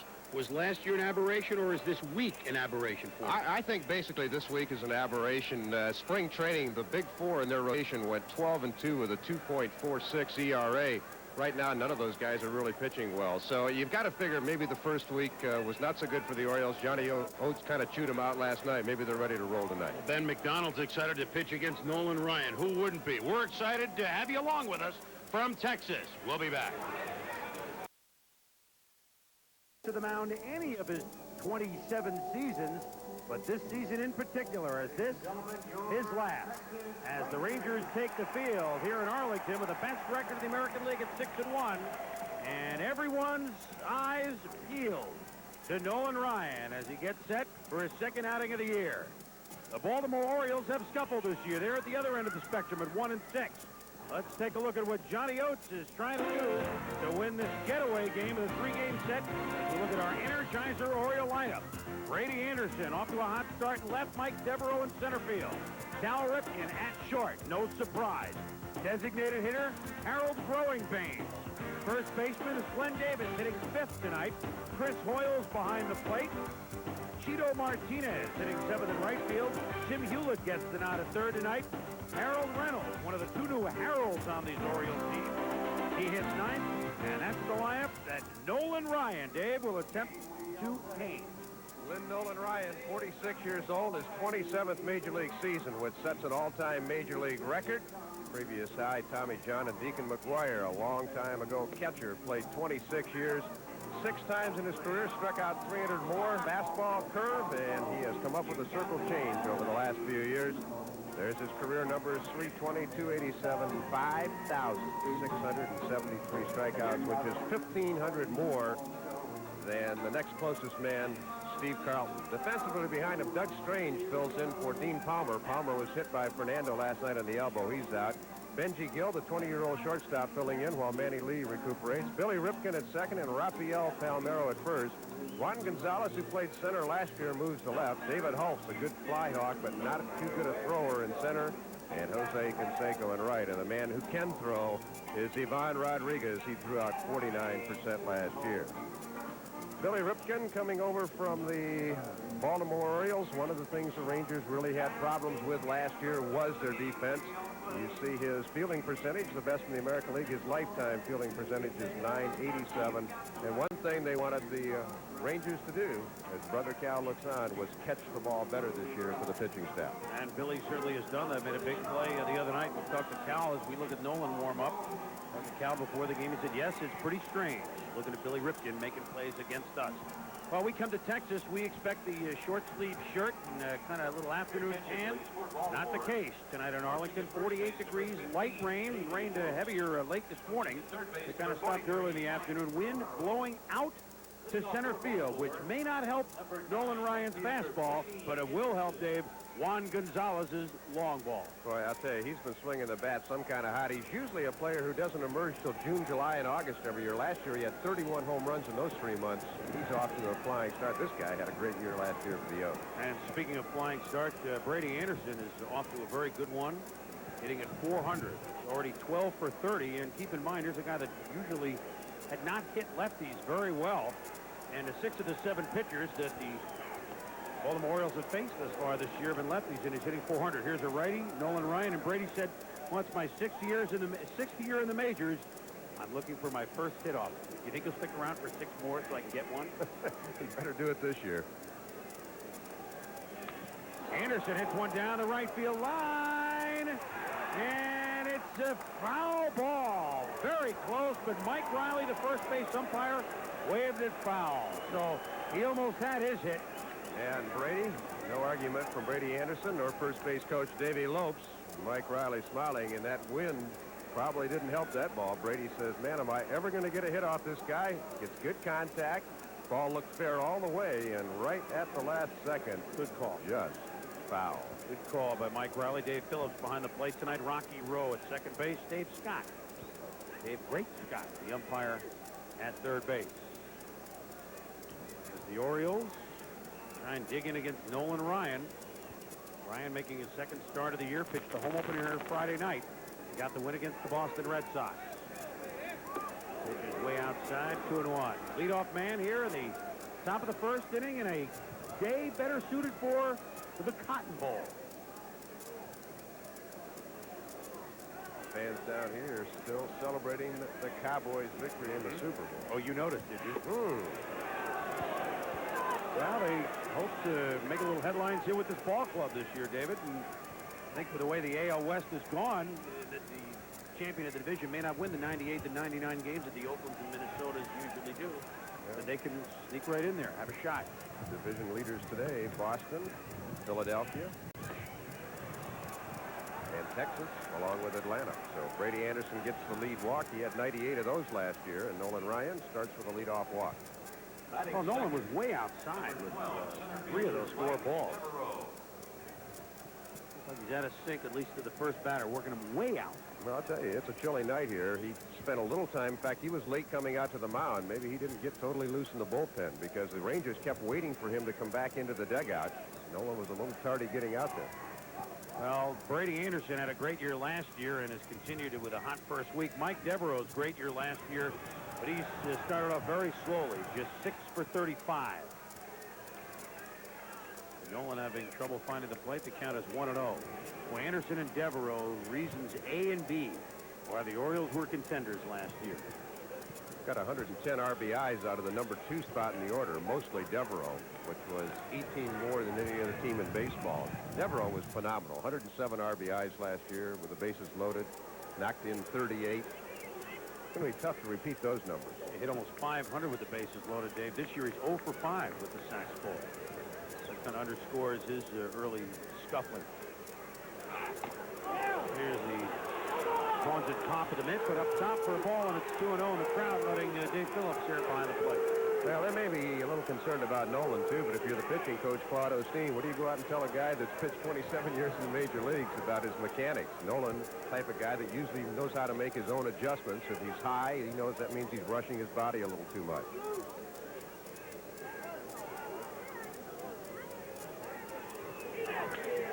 Ground ball to third, backing up is Strange, and it throws a ground ball to second base. A very strange throw, and the first 2 men are on for the Orioles. See how they score it. They probably will call it a base hit, maybe a fielder's choice, but Strange just got handcuffed by the ball, and a lot of rain. Maybe he got some mud in the spikes, just went right on the seat of his pants, and you can't do much with your feet up in the way. You couldn't even make a throw. No, I don't think he would have gotten Babe Ruth running into second base, do you? Nah. Yeah, the Babe could run. He stole home 10 times. That's right, I know. I knew you'd know that. Yeah. I'm not going to sneak one past you this early in the game, I know. The Bambino. Base hit for Devereaux, so 2 on, just like last year. The Anderson and Devereaux on the base pass, but last year, Cal Ripken, this man at the plate who was playing consecutive game number 1,743. Last year, Cal had his low year, average in home runs and RBIs. He started off pretty well, though, and if Anderson and Devereaux get going, and a big year from Ripken, it's up to top that top third of the order. Well, Harold Baines behind him rides a left-handed bat against right-handed pitching. They're hoping the thing that really killed the Orioles last year was their 3, 4, and 5 hitters. Ripken, Davis, and Milligan. The guy, none of them hit. Count is 1-0 to Cal Ripken. Nolan Ryan struggling here in the first inning. A walk and an infield single. And that's ball 2. I talked to Cal before the game, and I said, look, you faced him many, many times. I mean, you guys have been on all-star teams together. What is it like facing Nolan Ryan for you? And he said, well, every other pitcher, you try and go up there in your head, make him feel normal, maybe do something in the batter's box, and he's not a god, he's just a normal guy. To be honest with you, I can't make myself think that about Nolan Ryan. Skies this one. Does Rodriguez have room behind the plate? No. Now, the man on deck, Harold Baines, is hitting .368 lifetime against Nolan with 4 home runs. So this is a big hitter for Ryan. He could be in big trouble in the first inning if Ripken gets aboard. This is a slow-motion shot of Nolan. I'll tell you, that ball looks pretty good to hit right there in slow motion.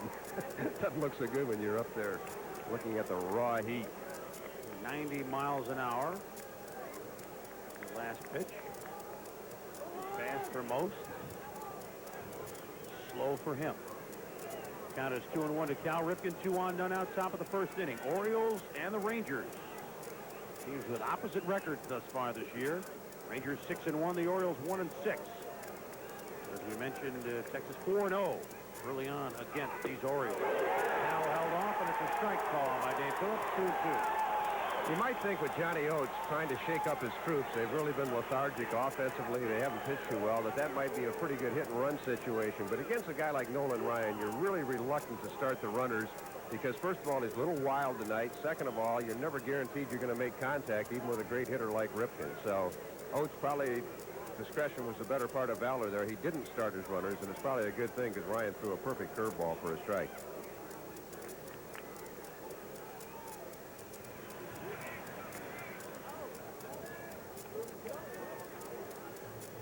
To the count. We go full, 3-2. Good eye by Ripken. Well, a lot of times the biggest pitch in the game is in the 9th inning, everything aligned, but sometimes there's a point early in the game where a crucial pitch, and I think this is going to be a crucial pitch. Probably the runners are going to start, and with Baines, who kills Ryan on deck, this would be a very crucial pitch early in this game tonight.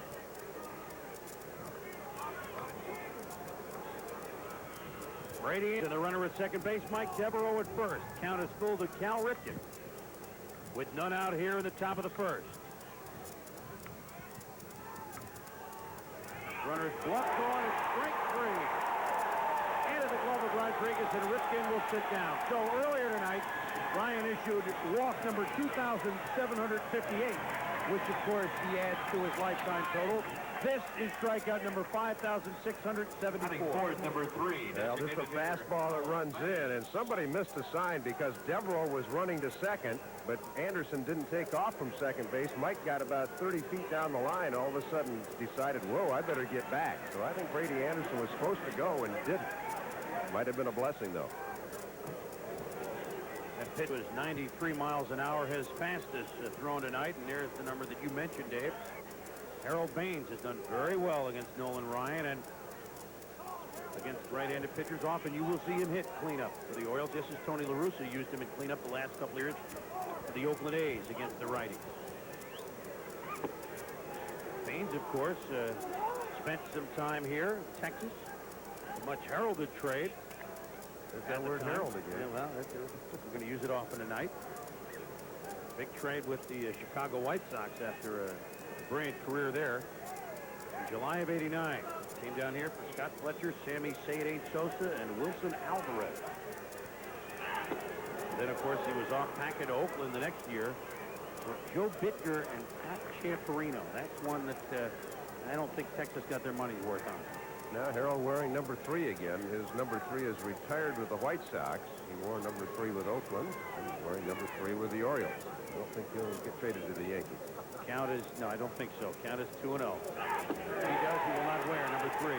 There's the strike. It's 2-1. It was a great story in Oakland. Jamie Quirk was wearing number 3, and Baines got traded over there. La Russa called him in and said, Jamie, we need you to give up number 3. He said, why? Did we get Babe Ruth in the trade? Jamie's always the quick wit. Pitch outside for Nolan. It's 3-1. For Harold Baines, he, of course, is going home. Grew up about 90 minutes from Baltimore and Maryland's Eastern Shore. Still lives there. So for him, at the end of a long run in the majors, not a long run compared to Nolan Ryan's long run, but for a nice career, he gets to play at home. Count is 3-1 with 2 on and 1 out. And there's the second walk of the inning, and the bases are full for Glenn Davis. So Nolan continues to labor out there. And with first baseman Glenn Davis, who had a good second half of the season, but the first week of this season, he's really been in the dumps. What a spot for him to unload. Chris, I just wonder if he's pressing a little bit. There's been rumors saying that they're going to give Davis a full shot for about a month, but if he doesn't produce, then maybe they'll just let him go and bring in David Segui. He's not off to a good start. Crucial at bat early for him, if that's the Oriole thinking. Anderson, Devereaux, and Baines, your base runners, with 1 out here in the Oriole first. Pitch bounces away from Rodriguez, but he's there and Nolan into the plate. Nolan gimped in a little bit. Well, Nolan's had very few arm problems in his life. He's had 1 elbow operation, but most of the time he's had groin pulls, hamstring pulls, thigh contusions. See Rodriguez down blocking it with his body. Did a nice job of smothering it. And Rodriguez hustles over after it. Good job by Pudge. Good technique to keep that ball in front of him. This is pitch number 21 already coming up for Nolan Ryan. Not quite the command that he had on Friday night when he went 6 innings against the Red Sox. Did not allow an earned run. Give only 4 hits. Ripped through the hole on the left side. Anderson scores. Devereaux around third. He'll score without a throw. Davis's single makes it 2-0 Orioles. Well, for the Baltimore Orioles, coming in here 1-6 and having to face Ryan, certainly not a pleasant task. But they know they're a team that's supposed to contend in the East. That's a very big hit for Glenn Davis. Big hit for the Orioles. They get a 2 runs early off Ryan. Perfectly placed between Doug Strange and Benji Gill. And you have to think back to that ground ball to Strange. That could have been a double play under some circumstances. Nolan would have been out of the inning, but that's if and but. So Davis increases his RBI total by 200%. At 1, now has 3. And Nolan Ryan, by far and away, is not out of this jam. As bubbles, foils, and troubles. The catcher steps up. Foils a 20-homer season last year, although an interesting 20-homer season in that he drove in only 40 runs. That's the lowest total ever, RBIs,